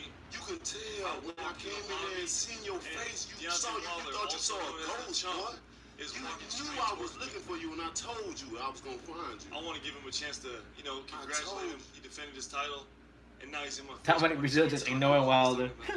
At the same time, I didn't have an urban dictionary with me, so I couldn't understand a damn thing he was saying. Don't nobody want to hear your Then he want to push and man. shove and say you walked up with It's one by time. himself. His brother's over here talking Ain't nobody nonsense. finna show you A no whole other mercy. entourage of individuals. Ain't Listen, nobody the finna eye in show the you sky no does pity. not lie. Ain't nobody There was finna show about you no 20 people in that sympathy damn for room. your I'm ready to lame fight them ass all. story. But never do you walk You up to didn't even a know where man your kids and was, his wife boy. We and should have his called kids. you and trial your ass. Wife and Because his y'all didn't know kids. where y'all kids Brian was. Custer's doing a really horrible job at moderating the press conference. Yo, they paying Brian Custer too much money, bro. You just sitting there in a suit, trying to look pretty, and we can't even hear what Brazil's saying. Come on, champ. Come on, Brian Custer, you gotta do better. Moderate. Let's stick to the You got fight. dropped by a cruiserweight. What you think of the heavyweight, the champion, the head, the king gonna do to you? My sister punched you in the back of the head, Come on, knocked your man. ass How out. about man. this, bro? You Listen, knocked hit back You of a the head. lame, man. Dominic, You the lamest How fighter about this? in the heavyweight division. you've been in the ring with Damn. Anthony Joshua. I'm finna run this fool over. You've been So you better make been it on his through. undercard a couple of times. And So this you've I seen him promise. fight ringside. Promise you. Does any of that Shit, boy, you done help you come May It's the 18th? scariest fight you've ever Yes, been in your that's life. why I'm so excited I to get want this you to fight. think about May that. 18th, I've been on Wilder's couple of his undercards, and mind you, I've stole the show That's my every time I word. fight on a Wilder card. Nobody wants to watch this bum fight. Man, he does nothing right. He's got no traditional boxing No. skills. He's wild. Looks like a circus but I'm the act. highest I get in the search ring, I put boxer him in the world, right? Get my guy to I'm the most looked up boxer in the world, right? Look at this guy. Where I'm you trying at? to tell you, man, he loves his own voice. Where He you shut at? the hell up. Where you All at? he does is talk. Where you at? All you do is Nobody talk. don't 18, even know who the you fuck gotta you get is. in the Don't ring even and care do what about you you. say. And a damn I thing agree. If Dominic Brazil really wanted to piss Wilder out, I would start talking about Anthony Joshua as much as humanly possible and Tyson Fury as well. May 18th. He should do that. What should we expect here? Man, Marcus? y'all already know what to expect. What y'all expect each and every time from me. What you expect from me? Don't run. Damn right. Don't run, don't hide. You damn right. Don't run, don't hide. And this one right here is gonna be even more crucial. You know, I bring the pain. I bring devastating knockouts, and I can't wait to see what this fool body gonna do when I hit him on his face. When I hit him on the chin, when I hit him in the face, because I don't punch through you, I punch through you. And I want Virgil to understand, I don't punch to him, Virgil. I try to punch through him. So I'm gonna grab his brain and I'm gonna bring it out of here like a Mortal Kombat combination. A-B-A-C, Hope and dream. If he says he's gonna punch him in his head and then bring his brain out of like Mortal Kombat, that's messed up, Deontay. That's pretty graphic. I come from a place for unfulfilled promises. So I promise May 18th. These are my words from the Barclays judge. Center here in Brooklyn. The WBC Heavyweight Championship World Title fight. The Bronze Bomber Deontay Wilder against Trouble Dominic Brazil. Trouble. We're gonna try to face these guys off. Ooh, boy, you in trouble. Let's make sure that we have some people with us. Ooh, boy, I've been waiting on this day right here. We'll have you on this side.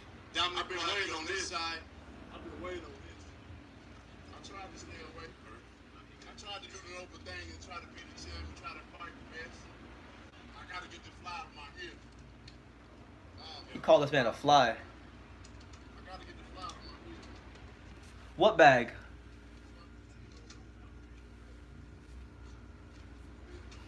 So I'm gonna give my thoughts on this after the stream concludes, guys. I'm just being silent, taking it all in.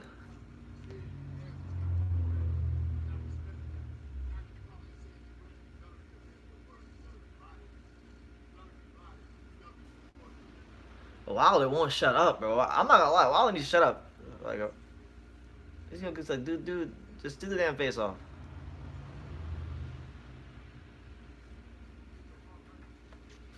PBC like the volume is really low on PBC's stream.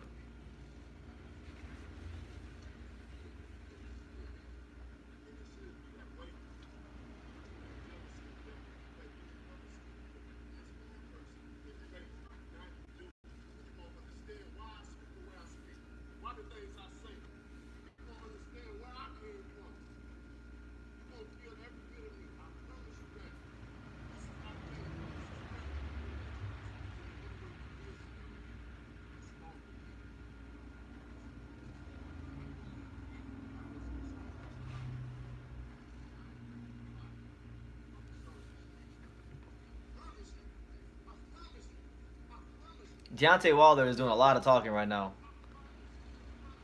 Doing a lot of talking. And I would agree with one of Wilder's statements earlier. He said that he hasn't been feeling this way for a fight since the Bermain-Stavern fight. And I think what he's saying is I don't think he's been this angry, wanted to hurt somebody this badly since he fought Bermain-Stavern. But he should have kept that he should have kept that same energy when he fought Tyson Fury. But you can't do that shit with Tyson Fury. Tyson Fury will bitch slap you. So Dominic Brazil is a little bit more reserved. That doesn't mean he's a pushover or he's soft. I think Brazil will be a live dog. He'll be a live dog.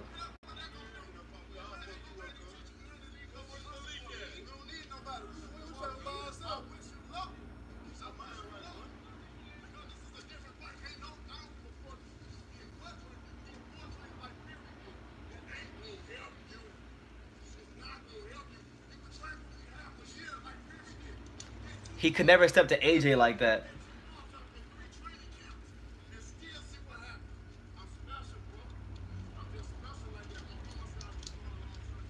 Oh my God, bro! Wilder's breaking out he's breaking out all of his lines today. Like Wilder has a script.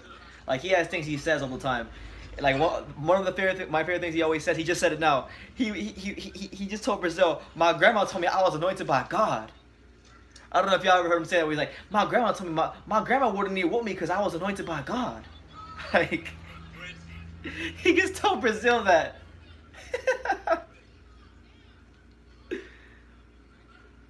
All right, so we're it's your boy BT, True School Sports. This is the Deontay Wilder major announcement reaction.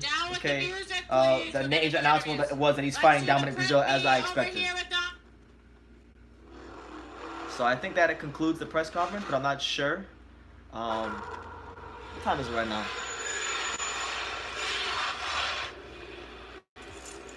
It's 12:47 here on True School Sports.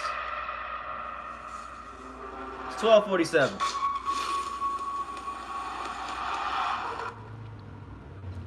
So that's the news. Deontay Wilder will in fact be fighting Dominic Breazeale. He's still looking to become one face, one name, one champion. To this day. To this day. But it's not surprising news, but it is in fact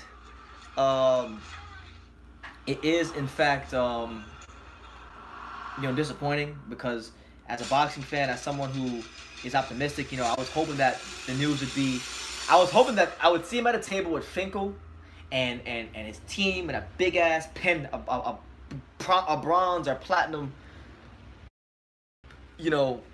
pen in his hand, saying that he would fight Anthony Joshua. And we have the contract here, and we're gonna sign the contract. But that's not what we got. We got him and Dominic Breazeale fighting.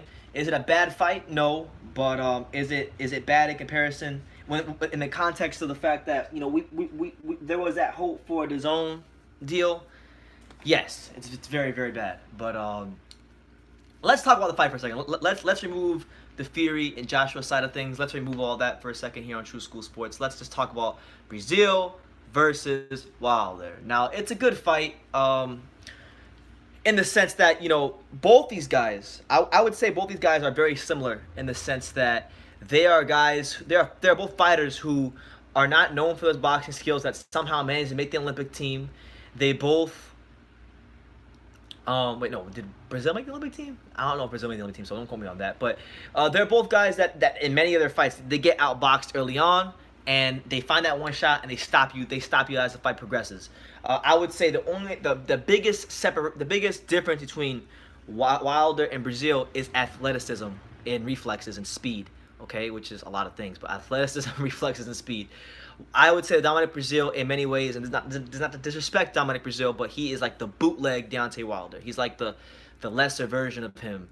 He doesn't quite have well, actually, I don't know. In terms of one-punch knockout power, I would put his knockout power just a smidget of a notch below his. He's got very good power. He's one of the biggest one-punch knockout artists in the heavyweight division.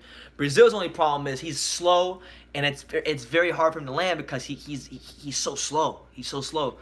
Luckily for him, Wilder isn't the hardest person to hit in the world, so there is that puncher's chance for him. He will be a live dog in this fight, but stylistically, this is a very favorable matchup for Wilder because of those things I'm telling you guys about. The fact that Breazeale is very slow with his reflexes. The fact that Breazeale is hittable. He's there to be hit. He's in his last fight. I'll go to his last fight. He fought the guy who was a cruiserweight. What's his name? Carlos Negron. He fought Carlos Negron, and that was a fight where against Negron, he was just getting outboxed, guys moving laterally and whatnot. Negron had the better boxing skills, but Breazeale has that one hitter quitter. He showed it in that fight, scored a devastating knockout, and then the fight he referred to was the Ngannou fight back in February 2017.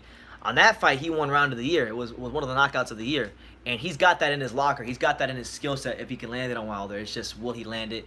Will he find that right shot? Now, one thing I will say, Breazeale, we're gonna be optimistic here for a second because I'm hoping for a good fight. Breazeale has been in there with Anthony Joshua. He showed really good durability against Anthony Joshua.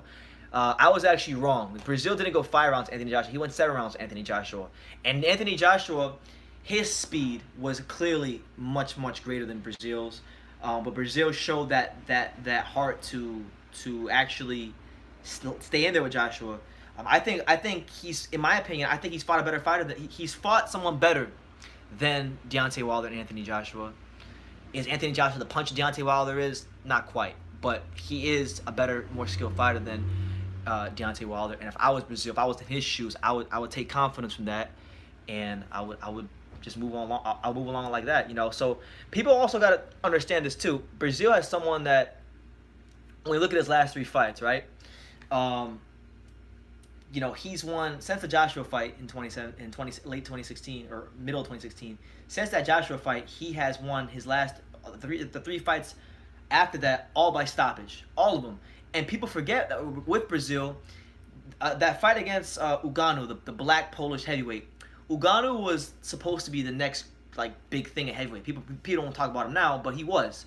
Ugano was getting a lot of hype. I remember seeing the articles on Boxing Scene. I remember seeing the videos on YouTube. People were hyping Ugano up to no end, and he was losing to Ugano, and he found the right shot later on in the fight, and it was one of the best knockouts I've seen in the last 3 years. Like that fight, that was one of the best knockouts you'll see in boxing.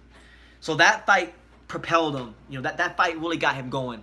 Then I was at the fight after that when he fought Eric Molina on the Wilder Severn undercard. You know, it wasn't the best performance from him, but he found a way to stop Eric Molina, a guy that Wilder's also fought. I think he might have also stopped him in less rounds than Wilder, but don't quote me on that. He stopped him in the 8th round. Wilder stopped him in the what? Wilder stopped Molina in the 9th round. So, funny enough, Brazil stopped Molina around earlier than Wilder did. Take care of. He beat a solid undefeated prospect in Uganu that was getting a lot of hype at the time, and then he fought a good skilled boxer in Carlos Negron and got a stoppage there. So he's not I don't want to say he's not a bum and he's not a cherry pick. This is a capable fighter, but he is not the level of Fury. He's not the level of Joshua. But this is a very live dog. He's a live dog in this fight, and I'll be behind. I'm not even gonna lie. I'll be behind Brazil come fight night. For those of you who are wondering, and for those of you who are funneling in here to True School Sports, it's your boy BT. It's 12:54 p.m. here in South Florida. It's not so sunny right now, but it's 12:54 p.m. here in South Florida. Deontay Wilder's big announcement was that he is fighting Dominic Breazeale on May the 18th on Showtime Championship Boxing. So basically, his big announcement was that the whole world had to stop what they were doing so we could find out that Deontay Wilder was fighting his mandatory. So that's what it was. You know, it's a clear duck. You know, no doubt about it. You know, I get that it's a mandatory, but it's a clear duck because this fight could have been included in the DAZN deal, and he didn't sign to make the deal happen. So, I don't know what to tell you guys. I really don't know what to tell you guys. You know, I'm disappointed that he didn't sign the deal, but it's not surprising. It really isn't. You guys leave me your comments down below. I want to hear what you guys, the loyal subscribers for True School Sports, had to think about this. You know, and you know, my man Firebrand made a good point. Breazeale has been this man's mandatory for 2 years. He's beaten some good opposition to get this shot, so you don't want to just write him off and slag him off and say, oh, he sucks and he's not a good fighter and all that stuff. You know, you want to give him his just due, but it's just disappointing because that deal was on the table, and this fight was included in that deal. So the LDBC will say AJ is ducking, though. No, AJ's not ducking. That fight will happen at some point. It's too big of a fight not to happen. Let's see. Let's go on Facebook and let's get some updates. So here's what my main man Rick Glazer said. I just opened up my Facebook account. The first post I see is from Rick Glazer. I'll read you guys what my man Rick Glazer had to say. He said, I quote, "Rare smart decision by Showtime Boxing, head honcho Steven Espinoza. The Wilder-Breazeale fight is on regular Showtime, not pay-per-view. And no mention of money, so Wilder is fighting for minion money compared to offers by DAZN and Bob Arum. Here's what's fact and not fiction. May 18th, Barclays Center, Brooklyn, regular Showtime. The new name is Deontay Minion Money Wilder, a very fitting nickname." Damn, so Rick Glazer snapping off on Deontay Wilder. That is a good point by Rick Glazer. You know,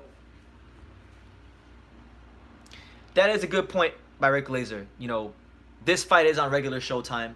So I'm actually happy that PBC is doing this because they've been killing the boxing fans deal with these damn pay-per-views. I mean, in January you had Pacquiao versus Broner. And this past weekend you had Spence versus Garcia. So to follow up with another pay-per-view in May would have just been shambolic. It would have been shambolic behavior by PBC. The fact that Garcia Spence Jr. card was pay-per-view, that's shambolic within itself because, you know, first of all, that card was horrible from top to bottom. Very lopsided matches from top to bottom. And neither Spence nor Garcia are pay-per-view draws or pay-per-view fighters. So, I mean, I don't know, man. Never again. My man, the Fight Journal said it's to announce Breazeale, bro, and I knew it was, but I figured why not go live. Now, let me get some water, guys, because my throat's getting a little dry here. That tends to happen when you shoot off the mouth as much as I do. my shit just freeze? Did my shit just freeze? Did my shit just freeze?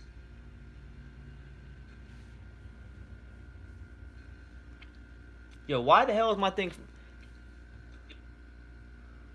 Yo, why the hell is my thing?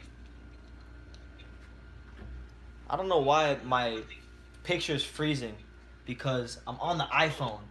I'm on the iPhone, bro. I'm on the freaking iPhone. Why is it freezing on me? Yo, guys, am I frozen? Can y'all let me know in the comments if I'm frozen?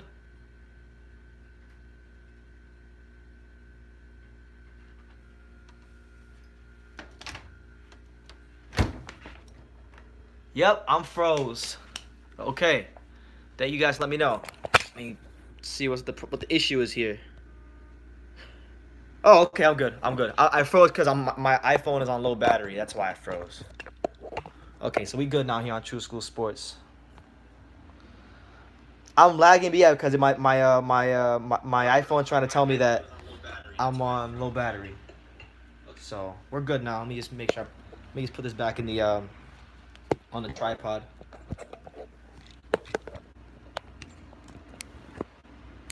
All right, so there we go.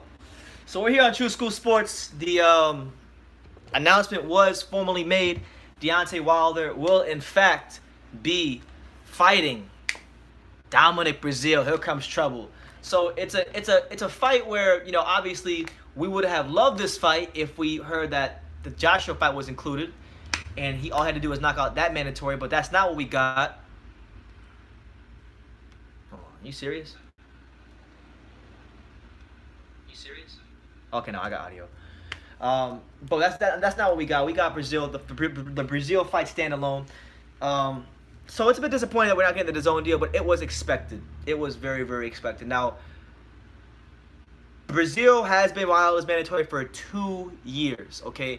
And in that 2 years, since he lost to Joshua and went 7 very tough, grueling rounds and showed a lot of heart in that fight, since that fight, he upset a really hyped prospect at the time in Ngannou, the black Polish guy.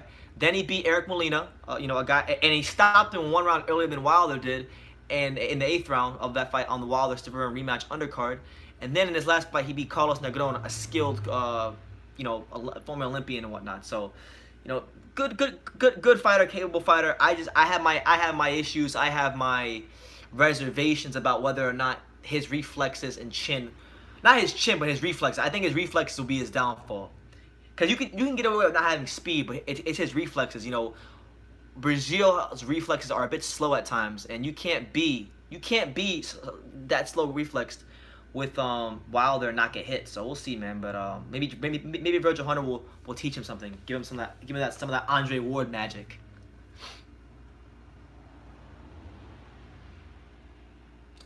They've released a plan to fight Breazeale for peanuts as opposed to huge DAZN payday, and then I fight with Klitschko, who is 42 now and hasn't fought since 2015. This is his big plan. My pops, hey, my dad's here. Everybody say hi to Nelson. My pops in the comments. He said, I would rather Wilder fight King Kong Ortiz than Dominic Breazeale. Well, in fair, you know, to be fair, Dad, okay. You love Luis Ortiz so much that you would pay to see Luis Ortiz fight anybody. For those of you who don't know, my dad is like the biggest Luis Ortiz fan. He thinks Luis Ortiz would beat all these guys, and he thinks all these guys are afraid of him. But I always tell my dad I think Luis Ortiz is done at the top level. But Hawker Mustang made a comment to Mr. Boxing today asking him, I remember you starting your channel in 2009. What young heavyweights are you most hyped on now? Who should I watch out for? You know what? Yes, Mr. Boxing today, please drop that in the comments down below. I would like to know actually what you think.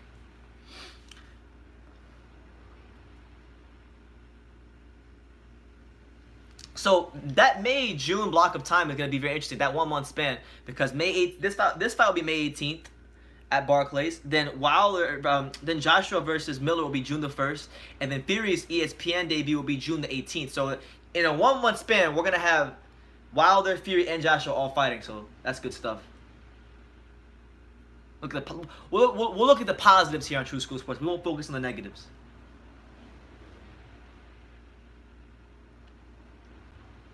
Luis Ortiz is 52. He's a living legend.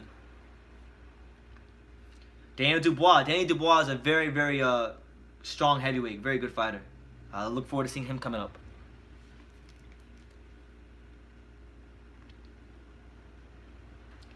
A duck move how? So when AJ fought Povetkin and baby, until I see the contract, I don't believe what's rumor. Remember, rumors was Fury got 80 million pounds and Bob Arum came out to say the opposite.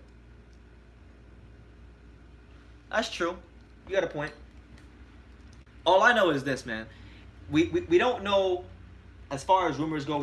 We can't say what we know because we're not most of us aren't privy to this information that's being presented in the boxing world. But we can go by his resumes and body of work. And when we talk about body of work, Anthony Joshua's body of work is better than anybody's in the division.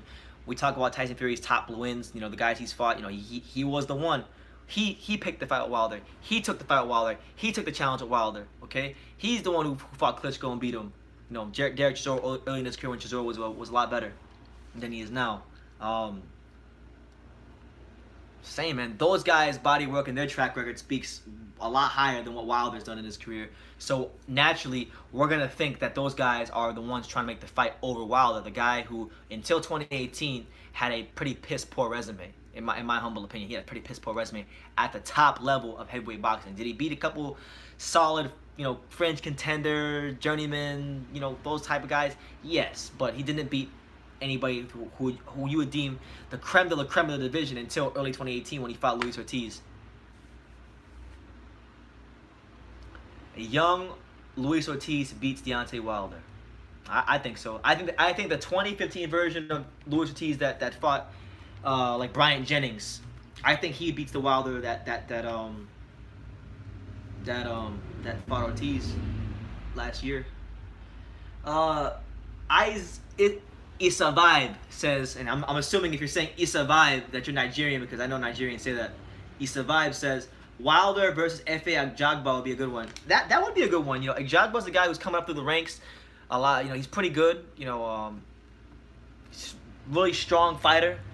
I would like to see Efe Ajagba go in there and test Deontay Wilder. If PBC is looking to make a fight at some point, that could be one to look into, but they might not want to do that because it's going to damage them either way. Because if Wilder loses, they lose their champion, they lose some foothold in the division. And if Ajagba loses, they'll lose the big prospect before they've even done anything. Before he's even done anything. Shishi says Fat Fury and Old Ortiz. My dad says Efe Ajagba needs more work on his foot movement. Absolutely, he does need. He's not a finished article by any stretch of the imagination. He's a prospect, which means he needs work. He needs definitely to work on his overall fight game. But he's a good fighter. He's capable of doing some big things in the pros. So that's what it is. Now let me see. Let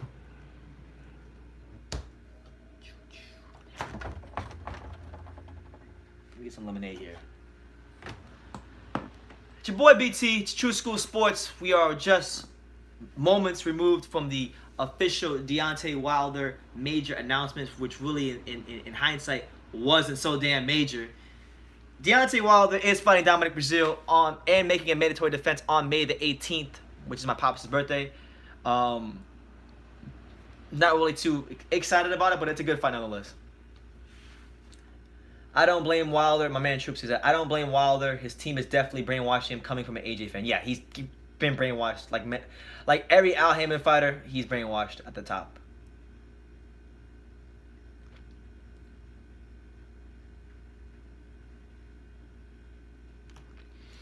I don't know, man. To me, that would be a good fight. Miller versus Breazeale. I think Breazeale would have a good chance of stopping Jarrell Miller if they ever fought. Straight up. Miller is very hittable. Don't have the elite punching power. If you can't keep a guy like, a guy like Breazeale off you with punch power, he becomes like 10 times more dangerous. And I think that'd be a big problem for Jarrell if they fought. So Mr. Boxing today's answers are as follows. He said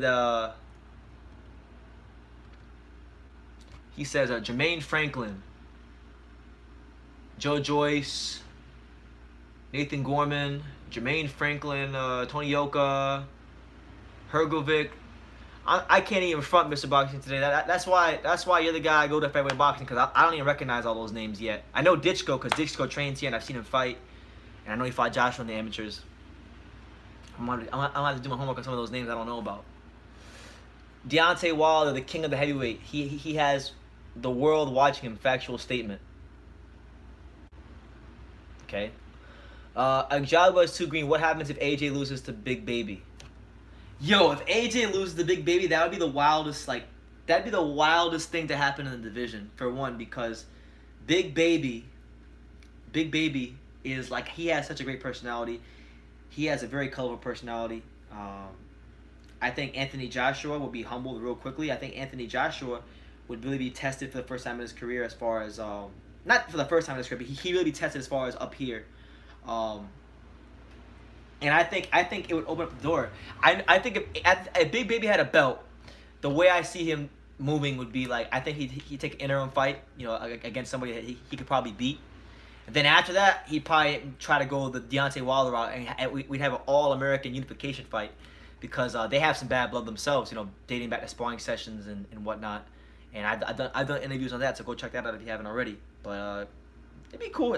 I actually would love to find out to see what happened to Jarrell Miller became a heavyweight champion. So I know he's not. I know his chances of winning are slim, but I'll be behind Jarrell Miller, the one of the American heavyweights that I've been covering for a while that I really like.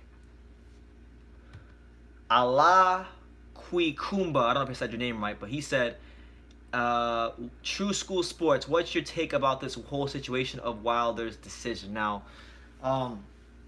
removing my emotions for a second, because I can tend to get emotional about this boxing stuff sometimes. It's expected. It's very expected for a couple of reasons. One, Wilder's career is ran by a bunch of buffoons. Just Shelly Finkel and everybody, buffoons. They don't know what they're doing. And they've been running his career into the ground for like a good half a decade now. With that being said, what was the question again? It's not expected that they would go this route and sideswipe Anthony Joshua and turn down the DAZN deal. That's one. Two, I'm not really that mad at it, because Brazil has had to wait for his shot. He's beaten some good opposition as it gets to this point in time. He beat the black Polish heavyweight in Uganu. It was an upset. People forget that was an upset, but he upset him. It was one of the knockouts of the year. Might have been round of the year, because I think he said that.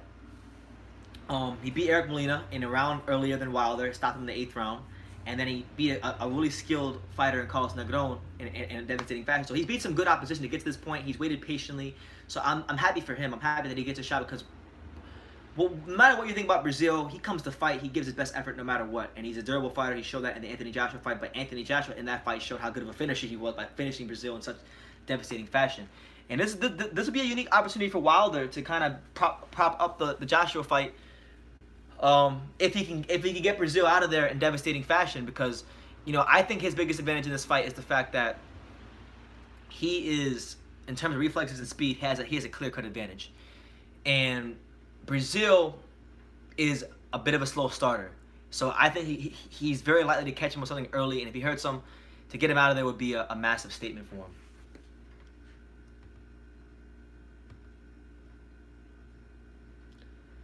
Narco Hampton TV says Deontay Wilder is the best heavyweight of this generation.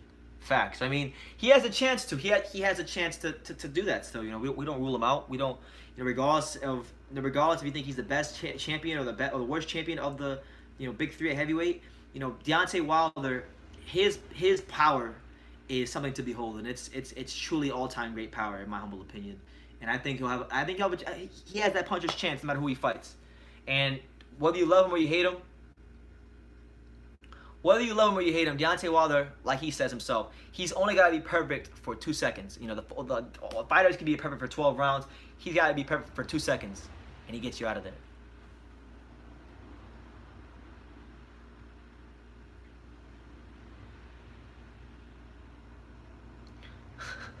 Ant718 says, I'm ashamed of being American. Oh, hold on. I froze again. Hold on, my phone. There you go. Let me get my charger before my phone dies. One guy in the comments, he literally just said that he's ashamed to be American because of Deontay Wilder doing all this ducking. I mean, I'm not gonna lie, man. You could have had this fight, like from my understanding, from what I had a chance to read on many boxing outlets. This fight could have been included in the DAZN deal, so they could have allowed Wilder to handle his responsibilities as the WBC champion and defend against Brazil, and he could have fought Joshua after, granted that he'd take care of business of Brazil, but it didn't happen, and it was what it is. It is what it is there. That presser was filled with lies. Yeah, it really, really was. And you had, just looking at the eyes and the body language of Steven Espinosa, he had all the body language, all the mannerisms that represented that of a liar. Of a con artist, all that stuff. Steven Espinosa was saying, Deontay Wilder is all about independence and entrepreneurship. And I'm like, God dang, is this boxing, or is this a sit down with Gary Vaynerchuk? What are we doing here? Technically, Mr. Boxing today, I know you don't I don't know what your take on the lineal championship belt is, but technically there's three. Technically there is three if you count a lineal belt, because Fury is the lineal champion. But I know the whole lineal championship thing is a whole discussion. We could talk about him taking time off and the lineage breaking, and then Joshua beating Klitschko and the Hayesville guy. So, I know technically there's two champions, but really you could say there's three. If you think Fury's a lineal champion, which I do, I think Fury's a lineal champion. Then there's three.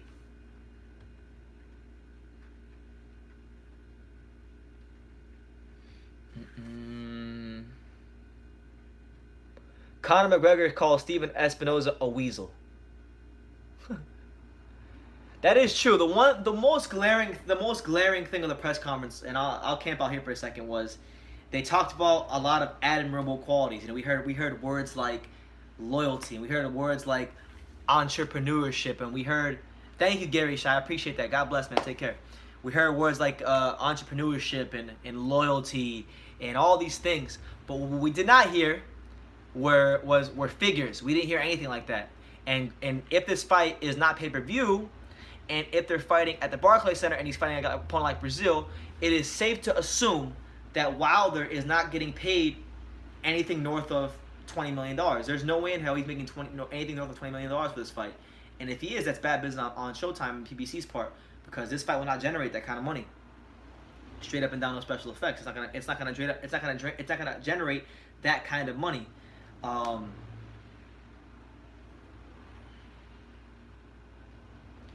James Jameson says,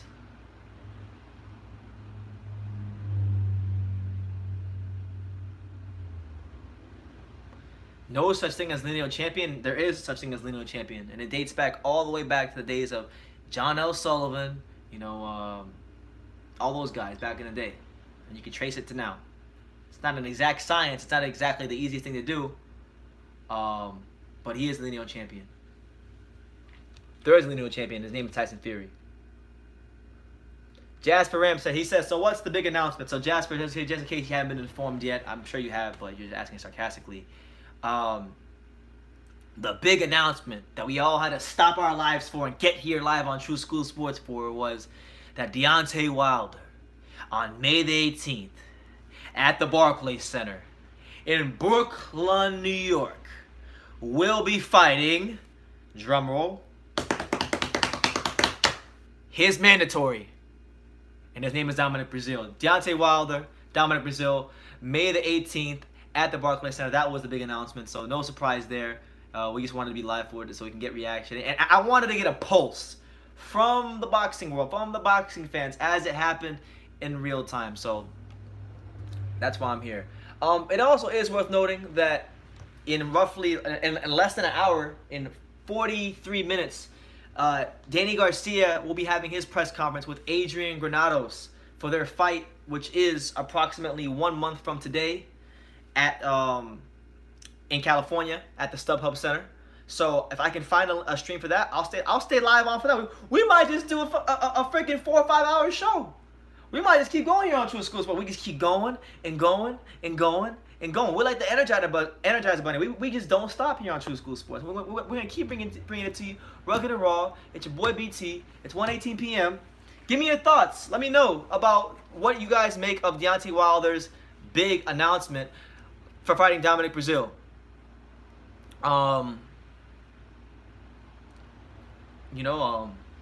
Let me know what you guys think in the comments down below. Let me know what city, what state, what continent you guys are watching this stream from. As always, you guys know where I'm at. I'm in the great city of Dania Beach, Florida.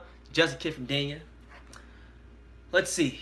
What actually made Vladimir Klitschko the lineal champion? If I'm not mistaken, he became lineal champion when he beats Chigayev, or who was it? I gotta pull it up real quickly. Let me pull up his box rec. I can't remember the name right now.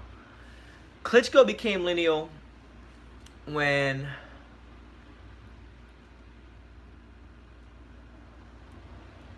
we go back. So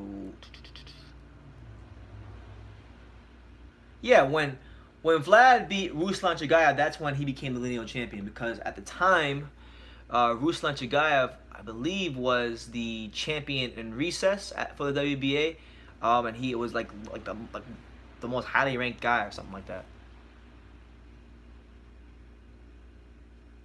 Okay, no, Chagayev was 3 in the WBC. He was what, 1? Yeah, it was vacant. It was vacant.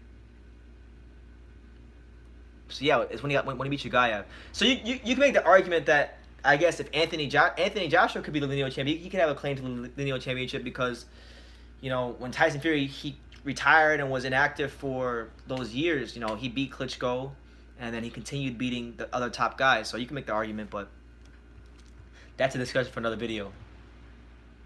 I think Tyson Fury is the lineal champion. And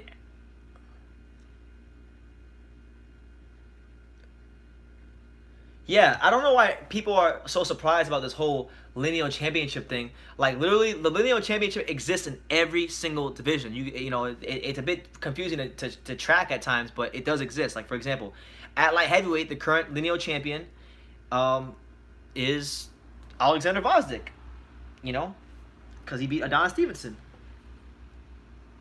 Take that for what it's worth, but he is the lineal champion.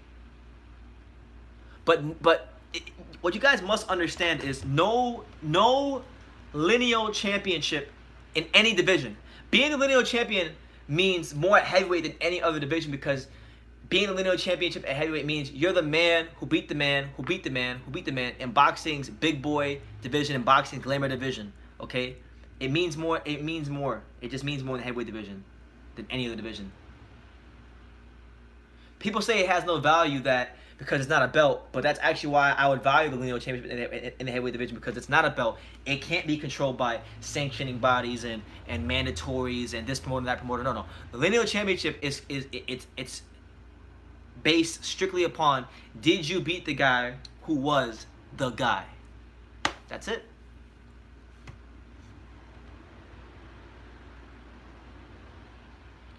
What would happen if Wilder lost his belt? What kind of value would he have then? Well, I think he would still have value. He'd still be, he's a name. He's built up a good little following. There was an article that came out yesterday, and I'm going to do a video on this soon, but there was a video that came out, article that came out yesterday. I believe it was on ESPN or Sports Illustrated or some big news outlet.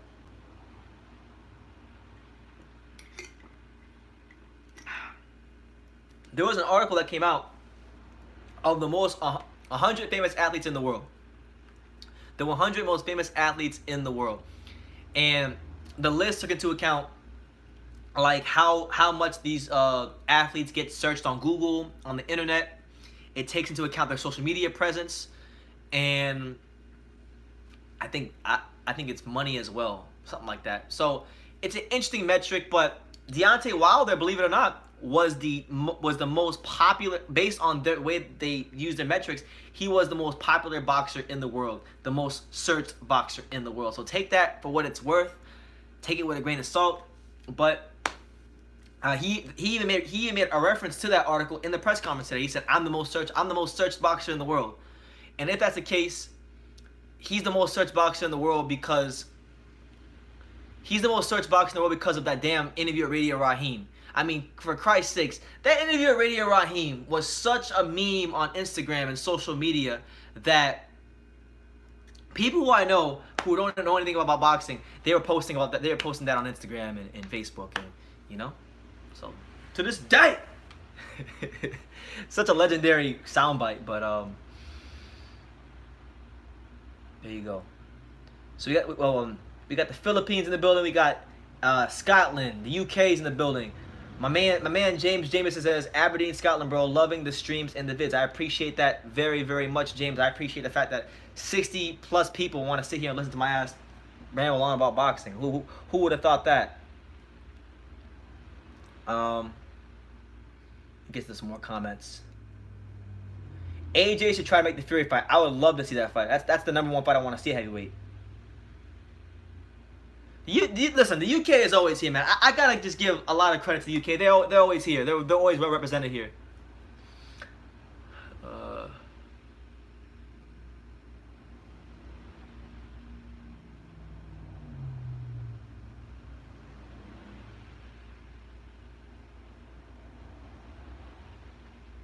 He got to deal with Showtime to see if this fight, how much it will bring, then determine how his deal will look towards the Joshua Fury fight.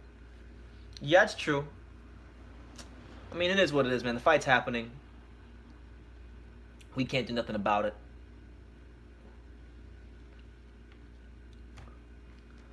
I did like Wilder and AJ coming up because I figured their handlers would do a good job managing them, but instead, AJ has surpassed all Wilder has achieved in a short time. Do you think he is scared of AJ? I don't think Wilder's scared of AJ, and I don't even think Wilder himself is scared of losing to AJ. I think his handlers, Shelly Finkel in particular, is scared of losing any sort of leverage or negotiating power in the heavyweight division, because if Wilder loses that belt, all hell will break loose for Shelly Finkel and PBC and Al Haymon in the heavyweight division. Wilder will be the F side in all negotiations against top heavyweights. I mean, I want to paint you guys a very, very interesting picture. All right. So we're gonna play hypothetical here for a second, because if a couple of dominoes fall the wrong way for Wilder, his life in boxing, his career in boxing, can go south very quickly. And I'm gonna tell you guys what I mean. So there's a lot of big fights happening in the heavyweight division very soon. Wilder got his fight on the 18th. Okay. So if Deontay Wilder is to lose to Dominic Brazil for whatever reason, if he gets knocked out by Brazil, okay, he's no longer the champion. He has L on his record, and he's not recognized, and he's not even discussed in the same way as, you know, Fury and Joshua are, right? So let's say he gets knocked out by Brazil, right? Then you have Jarrell Miller fighting Anthony Joshua. If Jarrell Big Baby Miller upset Anthony Joshua, which again, these are both two unlikely scenarios, but these scenarios are still a possibility because they're fighting. If Miller is a champion and Wilder has to tries to make a fight with Jarrell Miller, you know, he is going to get shafted in negotiations for that fight. He'll get shafted in rematch negotiations for a Brazil fight. He'll get shafted in the negotiation for a Joshua fight. And he'll definitely get shafted in the negotiation for a Fury fight. So literally, once he loses that belt, when that happens, if it happens, Deontay Wilder loses all negotiating power. He loses all leverage in any negotiations with any fighter in the division. So it is imperative that he keep that O at all costs, because if he doesn't, he is in some deep, deep, deep trouble. So there you go.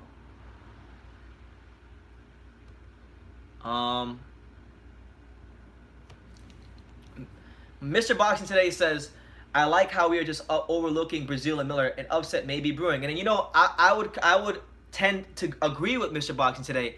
I 1,000% agree with him. You know, this is not, you know, no disrespect to the smaller weight classes, but this is not like, you know, the lightweight division. This is the big boy division. This is heavyweight. You know, all it takes is that one shot. There's always that one punch factor in the heavyweight division. And with that being said, Jarrell Miller is no bum. Jarrell Miller fought, you know, the creme de la creme of heavyweights? No. Anthony Joshua is his first step up at this level. But when we look at Jarrell Miller, and we can look at his style for what it is, a guy who at 300 plus pounds, an accumulation puncher, a volume puncher, a guy who moves very well for the weight, you know, is, in my humble opinion, the superior inside fighter to Anthony Joshua. He's got things going for him in that fight. Is it a lot of things? No. He doesn't tick a lot of the boxes off as far as the advantages for that fight. But he does have things going for him, and he can beat Joshua. There is that 10, 15, 20% chance that he could do that. Now, personally, I would say this. I think Brazil has a better chance of upsetting Wilder than Dermot does Anthony Joshua, because Dominic Brazil has, first of all, he's a better one-punch knockout artist than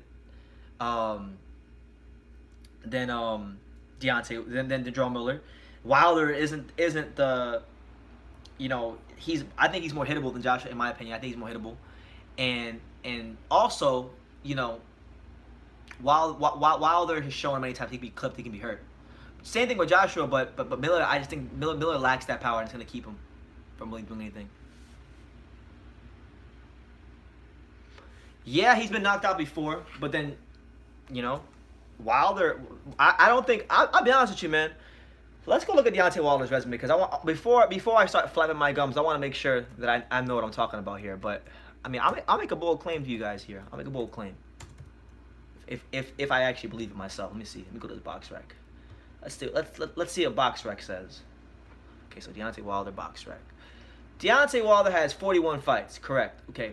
In those 41 fights, who is the biggest puncher Deontay Wilder has fought? We have to ask ourselves this question: who is the biggest, most devastating puncher Deontay Wilder has fought? So let's go through the resume. Is it what? Is it the old faded Sergey Liakhovich that he fought in 2013? No. Is it Malik Scott? Absolutely not. Is it Jason Gavin? No. Is it Bermain Stavern? Possibly. Eric Molina? No. Duapas? No. Spilka? No. Chris Ariola? He's in the running. I mean, when we look at Deontay Wilder's resume, not only does it lack depth as far as, you know, really good heavyweight names, but it lacks, I never thought of this, but his resume actually lacks big punchers. Like, there's not a whole lot of big punchers on here. The two biggest punchers that he's fought, the three biggest punchers he fought are Stavern, King Kong, and I guess Molina, you know? And Brazil is a better puncher than all those guys. I mean, when we talk about Dominic Brazil, we're talking about a guy that, you know, in his boxing career, in his 21 fights, he stopped 18 opponents, and those opponents are not bums. You know, he's stopped Molina, he stopped Uganu, he didn't stop Fred Cassie, he stopped Lenroy Thomas early in his career. You know, he wasn't, you know, so Brazil, I'm going to go on a limb and just say that Dominic Brazil, without a shadow of a doubt, is by far the biggest one-punch knockout artist Deontay Wilder has ever fought. And for that reason, and that reason alone, I think it's more of a chance he might get upset. Mr. Boxing today disagrees with me. He says Luis Ortiz is. I don't know, man. I don't know.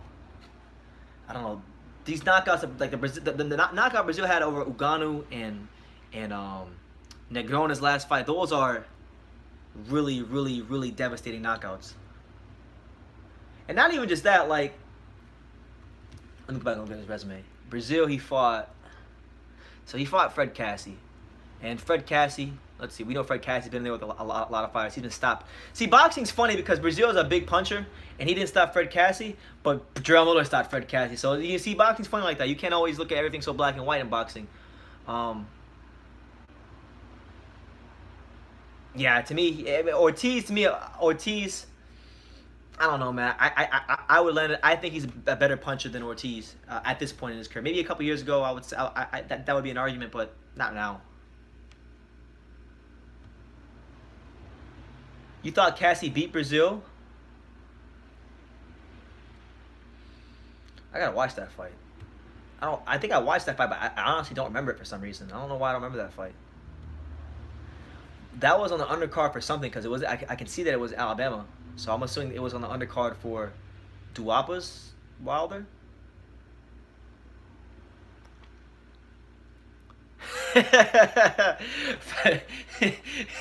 Foulpool Boxing got jokes. He said that Luis Ortiz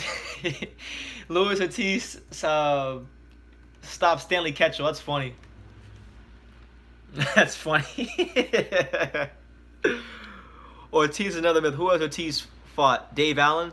I mean, no, his best wins thus far in his career are Bryant Jennings and Bryant Jennings and Bryant Jennings. And, you know, Bryant Jennings, Latif Coyote, I'm forgetting a name somewhere. Bryant Jennings, Latif Coyote, Malik Scott, Tony Thompson. And I think that's about it. That's really where his resume begins and ends.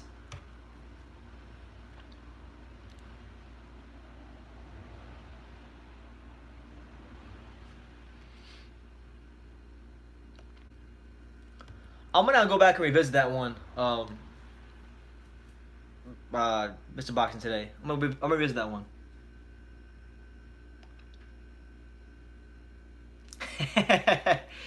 Hawker Mustang, you bring up a good point. He said Brazil was on TV with Tank Davis punching in the little punching bag, and Tank Davis punched it harder than him.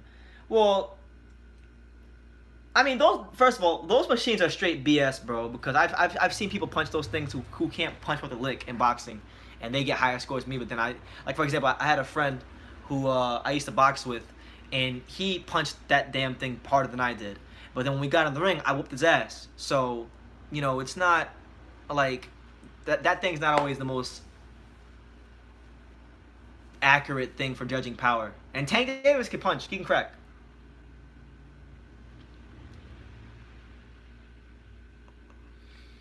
That is true. You know, he was trying to actively fight the best heavyweights. You know, I didn't hear Klitschko call his name when he was in the fold. We didn't hear Wilder call his name when he was younger. So, you know, you got a point. The Mexican busboy at the bar always hits the hardest. You gotta watch out for him. Well, that's probably why Tank Davis hit the thing harder than Dominic Breazeale, because he's lower to the thing. The center of gravity is like it's closer to him than it is Breazeale. Breazeale has to go like this and punch down. Sham God says, "I bet with my life Pac won't get in the ring with Errol Spence Jr." I'll make a bet with you. You want to bet? I'll bet with you.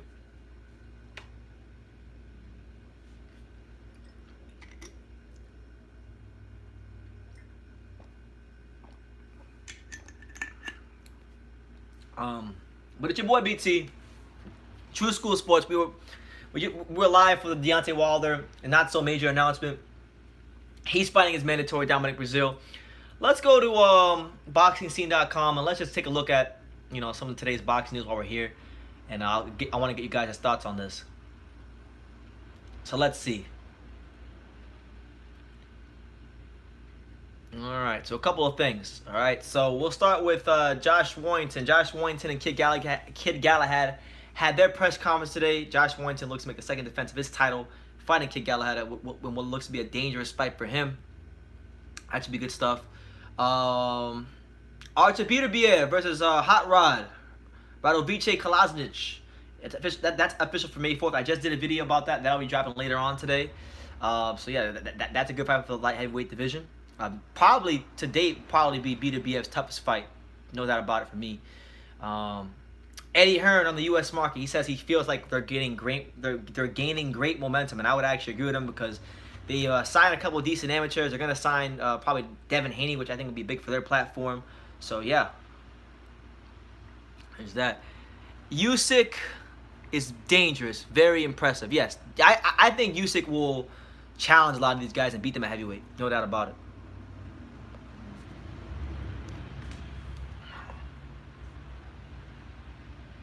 Resumes won't help you while you're getting punched in the mouth. That is in fact very true about Mr. Boxing Today. It's not about the resumes. It's about the styles. It's about what the fighters bring into the ring, and just how you could. How you can apply your skills to beat the man in front of you. Teofimo Lopez or Tank Davis? Teofimo Lopez all day for me. I think he might be the best prospect in American boxing.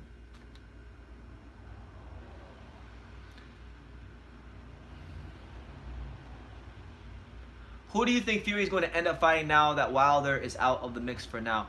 I'm gonna go out and say Bryant Jennings. It makes too much sense for me. You know, Jennings is a guy that I think with him, the Rivas fight was a big letdown for his career. He's a guy that, you know, if you're Fury and you're his team, he's a good heavyweight, he's a name, but he doesn't have the punching power or enough attributes that you would be led to believe before you fight him, which would give him all kinds of trouble. So I would say Brian Jennings. You did say that, Mr. Boxing, today. In fact, I remember you made a video about Usyk going the Holyfield route and going undisputed in 2 weight classes. And that was when, like, I think I really started to pay attention to Usyk myself. That was like in early 2016 when me and you first connected. So, yeah, credit to you.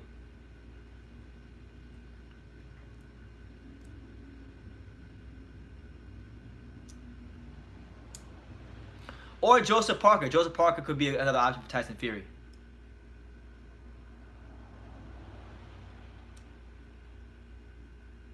All right, well, I'm not gonna ignore your comments, guys. I'm gonna definitely continue to talk to you guys. So keep commenting, all whatever you want about just boxing and whatnot. But I gotta actually, I'm gonna try to find this Adrian Granados press conference because I want to see his press conference with Danny Garcia. Let me see if there's any news on that because I'm not missing that. So I need to see. And if any of you guys happen to know where can I find an Adrian Granados Danny Garcia press conference, let me know because I want to stay live for that because that's only like 20 minutes away, and I'm sure I have enough saliva in my mouth to keep blabbering on for 20 more minutes about boxing. Let's see.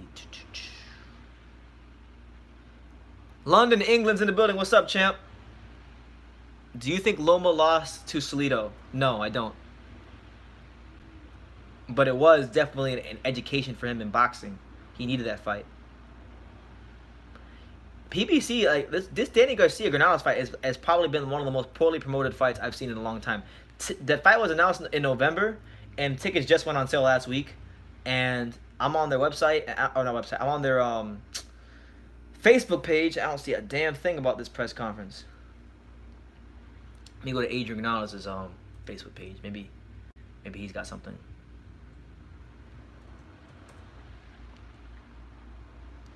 Loma didn't look 100% recovered from his injury to me.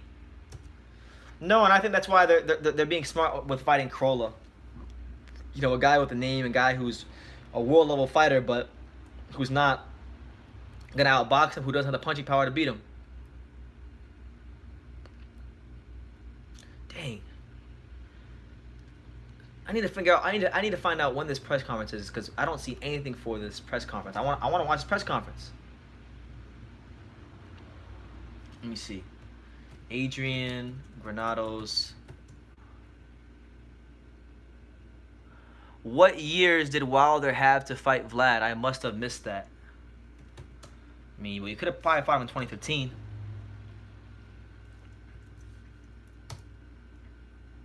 Probably just 2015. He gets a lot of stick and a lot of criticism for not fighting Vlad because when he had the belt, Shelly Finkel came out and made that had that there was an article on Boxing Scene where he talks about not rushing him.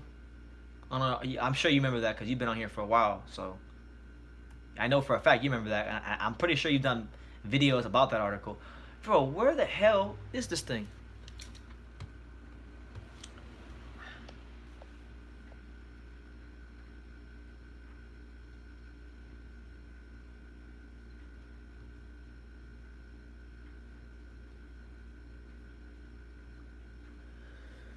I would have rather have seen Alexander Usyk versus Wilder. I would love to see that fight. I want to see Alexander Usyk versus any top fighter. That guy is 2015 would have been tough. I can explain, but it's a lot to type. Nah, I know that it would have been tough because 2015 he fought Stavern in January of 2015. Wilder fought Fury in December of 2015, and then so Wilder, I know he defended. I know he made it a hometown defense. I think it was his next fight. He fought, was it Duapa?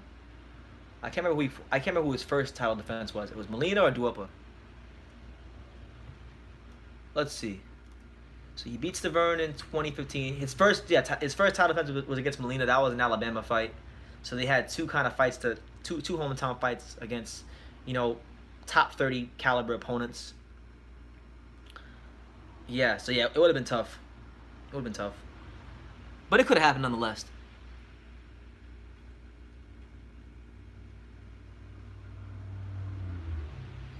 November 2014, Klitschko and Jennings started the negotiations, and then they fought. What I think that was like that had to have been, I'm gonna say February of 2015 or something like that. That was an early 2015 fight, if I'm not mistaken.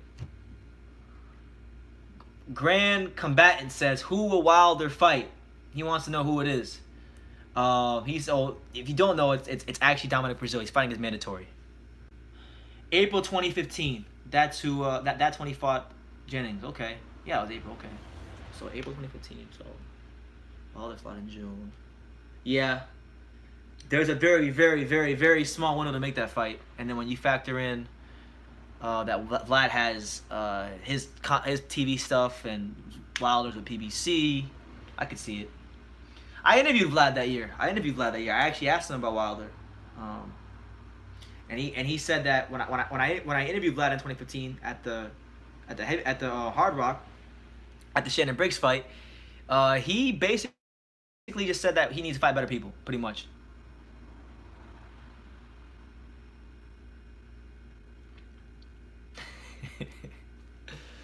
Singularity says, at least Shannon Briggs wanted to go at Klitschko's brother, but he got beat so bad he forgot which one to fight. Hey, it happens. No, it's Firebrand. No, this fight is not on pay-per-view. Thankfully, it's not on pay-per-view because that would have completed a truly shambolic run of PBC putting on pay-per-view events. Because Pacquiao, Broner, okay, that one I can understand because Pacquiao's a name, Broner has a following. Spence Garcia shouldn't have been a pay-per-view fight, but I get it. I get why it was. It was a horrible card. To be honest with you, I was very disappointed with the Gregory Corbin Charles Martin fight. I cannot believe that Gregory Corbin fought so horrible against Charles Martin. He laid such an egg. He was horrible. Like, he got outclassed by Charles Martin. And like, I've seen Jesse Robinson and people at the Heavyweight Factory train this guy for like a year now, and he fought nothing like how they train him. And I was very surprised that he got so dominated. 4 low blows, exactly. Immediately after the Jennings fight, at the post-fight presser, Vlad said Tyson Fury was next and Wilder will happen in 2016. Okay. And he fought Fury later on in 2015 and in 2016. Did Vlad fight in 2016? I've been forgetting. Did he fight in 2016? Because he fought. My memory's going to hell. Jesus, my memory is horrible right now. Let's see. Maybe Tyson Fury could fight Sefer Safari again. I'm joking. Let's see. In 2016, did Vlad even have a fight? I'm pretty sure he was inactive. Was he inactive that year? Yeah, he had a completely inactive year because he lost to Fury, and then he didn't come back to the Joshua fight, which was in April of 2017. So, yeah.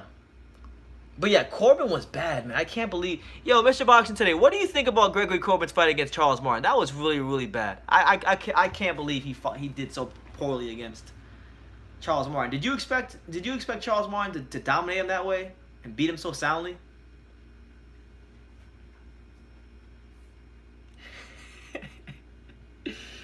Spence versus Thurman. I got Spence. I've always thought Spence for that fight. Remember when Lennox Lewis taught Wilder how to jab in a parking lot? Wow, that's true. He has. Wilder's came a long way, man. I remember Wilder had like one of those oversized long sleeve shirts that you see people wearing to church, and Lennox is telling him how to jab. He's come a long way since then. So you got to give a lot of credit to Wilder. He's come a long way in his boxing career. Can Wilder become a pay-per-view fighter in his own right like Anthony Joshua? Honestly, look, my thing is this. With his knockout power and the highlights he's already delivered, being in America, having the amount of fights he's had, if he hasn't done it already, how can we expect him to? I don't think so. Mission Boxing Today says Corbin was waiting on the right hand all night. Okay, yeah, that's true. I can see that because he was just so tentative to me. And at the gym, like when they train him, like I've seen Jesse Robinson train him, and Jesse Robinson was there in his corner. At the gym when they train him, like they train him to cut the distance, fight in close quarters, hit dudes on the elbow, hit him in the ribs, and be a body puncher. and push the pace, and he didn't do any of that against Martin, really.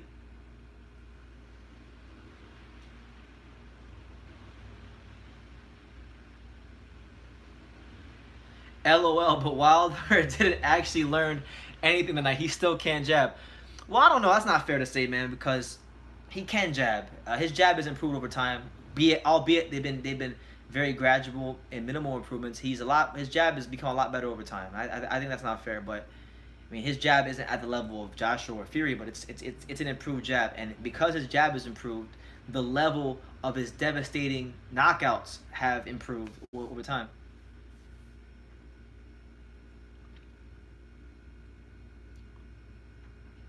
No, William, nothing was said at all about Wilder versus AJ at the press conference. They didn't even Wilder didn't even want to say his name.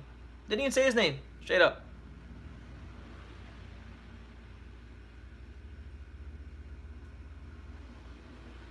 Mr. Box said, I actually gave Wilder hell in a video years ago about not listening to Lennox in that vid.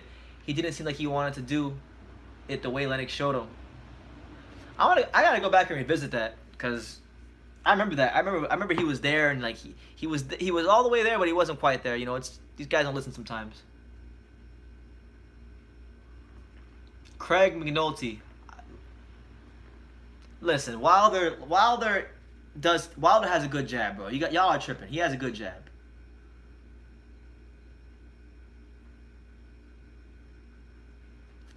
At the bare minimum, at least admit that even if you don't think his jab is good for scoring points, it's a good decoy. Like, he throws it real quickly, it comes back, and it sets up the right hand really well. At least admit that it's a good decoy. I mean, he might have a slightly average or slightly above average jab, but he has an all-time great right hand. And that all-time great right hand, it might be one trick, but it's a trick that's very, very good. Exactly. And this is why I like Mr. Boxing today. He understands the game of boxing. He understands the sweet science of boxing. Jabbing is an art, as he said. Jabbing is an art. Thudding, pawing, flicking, probing, sticking. It can be used in many different ways. And if you guys aren't familiar with these terms or how the jab can be used, I would implore you to go watch older fights. Go watch guys like Larry Holmes. Larry Holmes did that. All those things Mr. Boxing just named. Thudding, pawing, flicking, probing, sticking. Larry Holmes did all those things, and that's why I think he's probably, in my opinion, the best heavyweight of all time.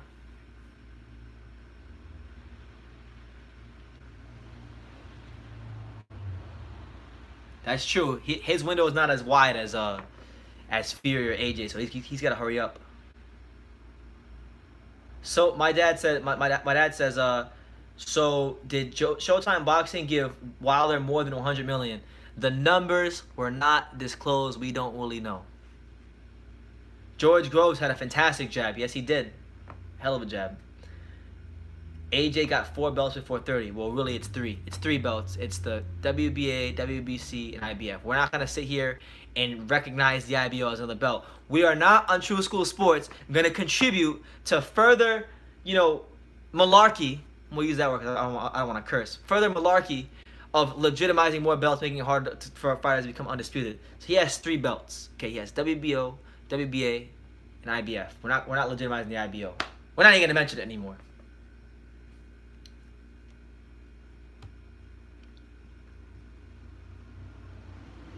I'm gonna go on Facebook right now. I see that my boy Adrian Granados is live on not live, but he's on Facebook right now. So I'm gonna ask him, do you know where I can watch the damn press conference?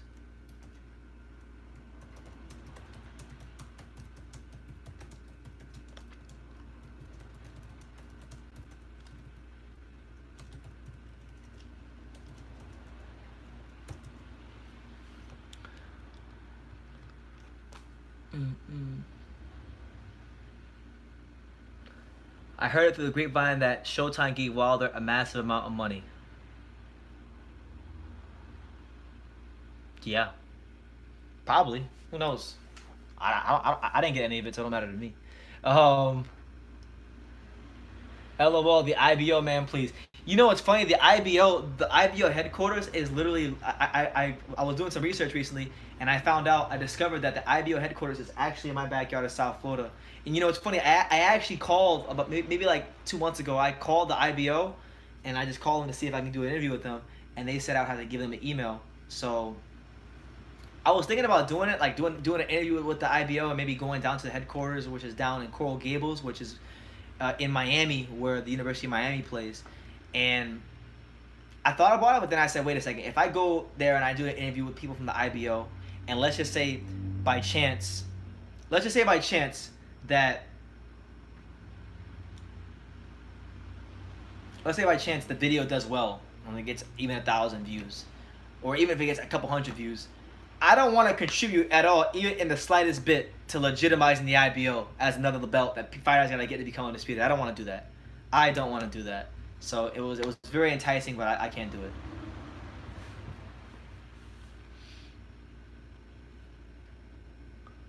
Larry Holmes was the worst heavyweight champion ever.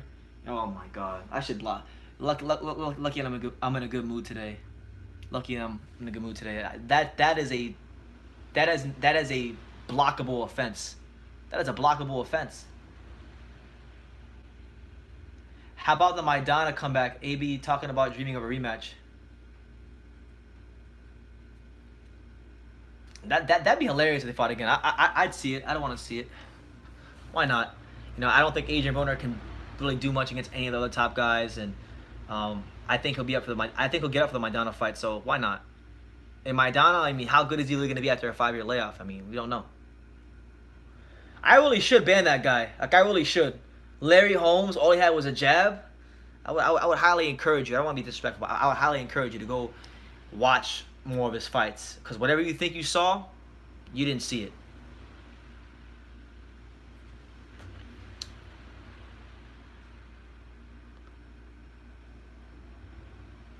What makes Larry Holmes the greatest? For me, what makes Larry Holmes the greatest is I think he was just a complete heavyweight. I mean, for one, we'll start with his jab. Jabbing is an art. Like Mr. Boxing today said, you can flick with the jab, you can stab with the jab. You can do a lot of things with a jab. And I think I don't believe any fighter in the history of heavyweight boxing mastered the full art of jabbing quite like Larry Holmes. So you have that. You have the fact that, you know, this is a man who, much like Tyson Fury, he had to show some toughness in his career. When he fought Ernie Shavers, he got knocked down. You know, he had to get up off the canvas, and you know he got up off the canvas and he fought him very well, won the fight. So you have that. You know, unfortunately for Larry Holmes, he wasn't blessed to be in the best of eras. He didn't have a lot of great fighters in his era. But you know, you can only fight who's in front of you. And while he was at his best, while he was at the peak of his powers, Larry Holmes, pretty much, for the majority of his fights, was dominating his era. So. Did he have the dance partners Ali had? No. Did he have the dance partners Holyfield had, or Lennox Lewis had? No. But I think I think Larry Holmes, the best, him at the peak of his powers, what he was able to say, what he was able to do with his jab. I mean, one of my favorite fights to watch of Larry Holmes is when he fought Leon Spinks.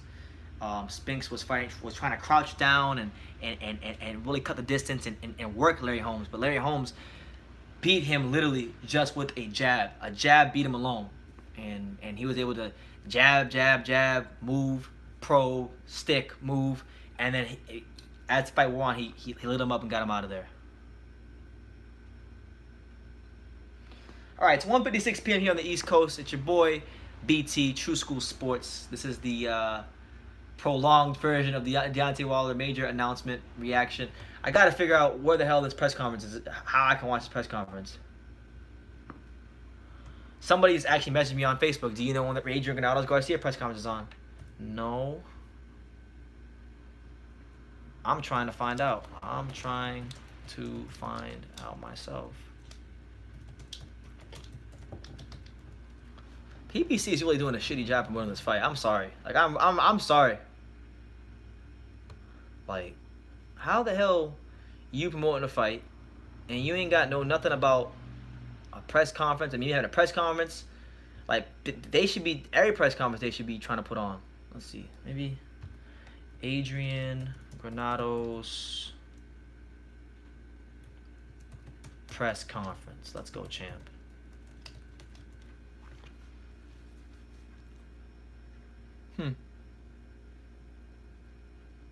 Still no word on how the hell you can watch the press conference. So I'm just going to sit here and assume that you can't find the press conference because they're not televising the press conference. Fox Sports 1 is not showing the press conference. Let me see. I haven't seen anything on PBC press page either. So I guess we'll have to wait to see what happens with that. I went on Twitter. I typed in something for that. Didn't see anything. Let me see. Larry was what I call a boxer fighter. Longevity, long title reign. For 7 years, gave the young crop hell like Holyfield. Beat undefeated Ray Mercer. Yep.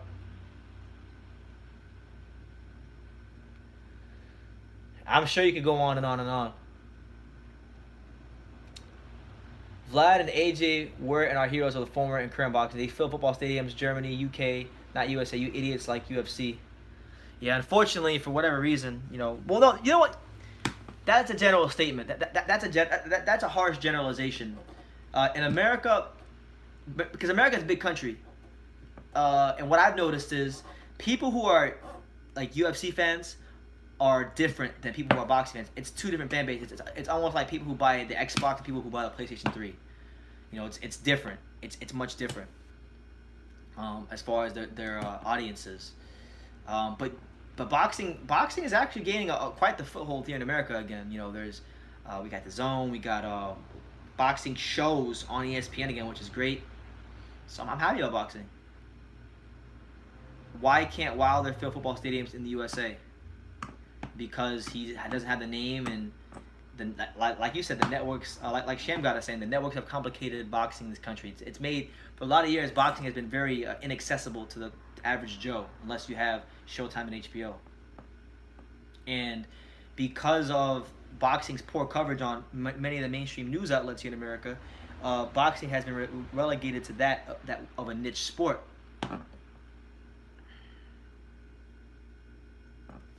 And that is true. The UFC does have 8 titles per division.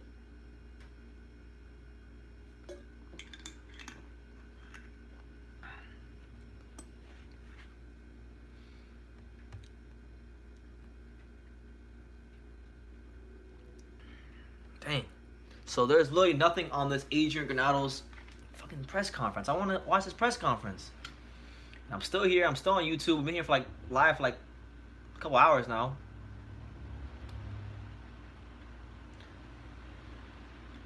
I'm trying to figure out where the hell can you watch this press conference. Someone has to go live for this. I guess not.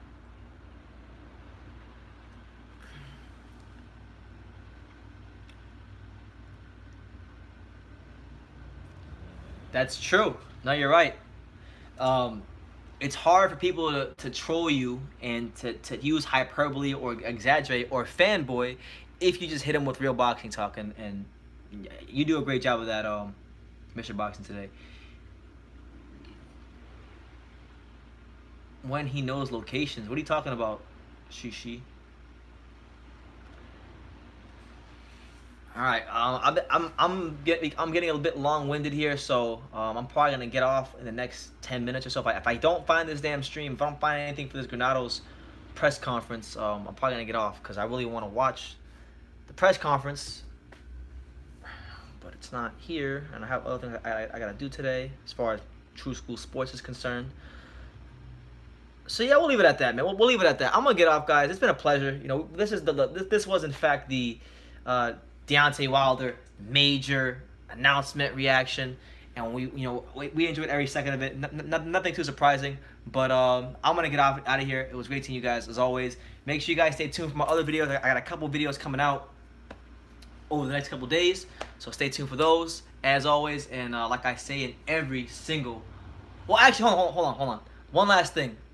If you have any video suggestions for me, go look at my last post that I made, and drop it in the comments, and I'll be sure to get to it later on in the week. But yeah, later in the comments down below what you guys want to see.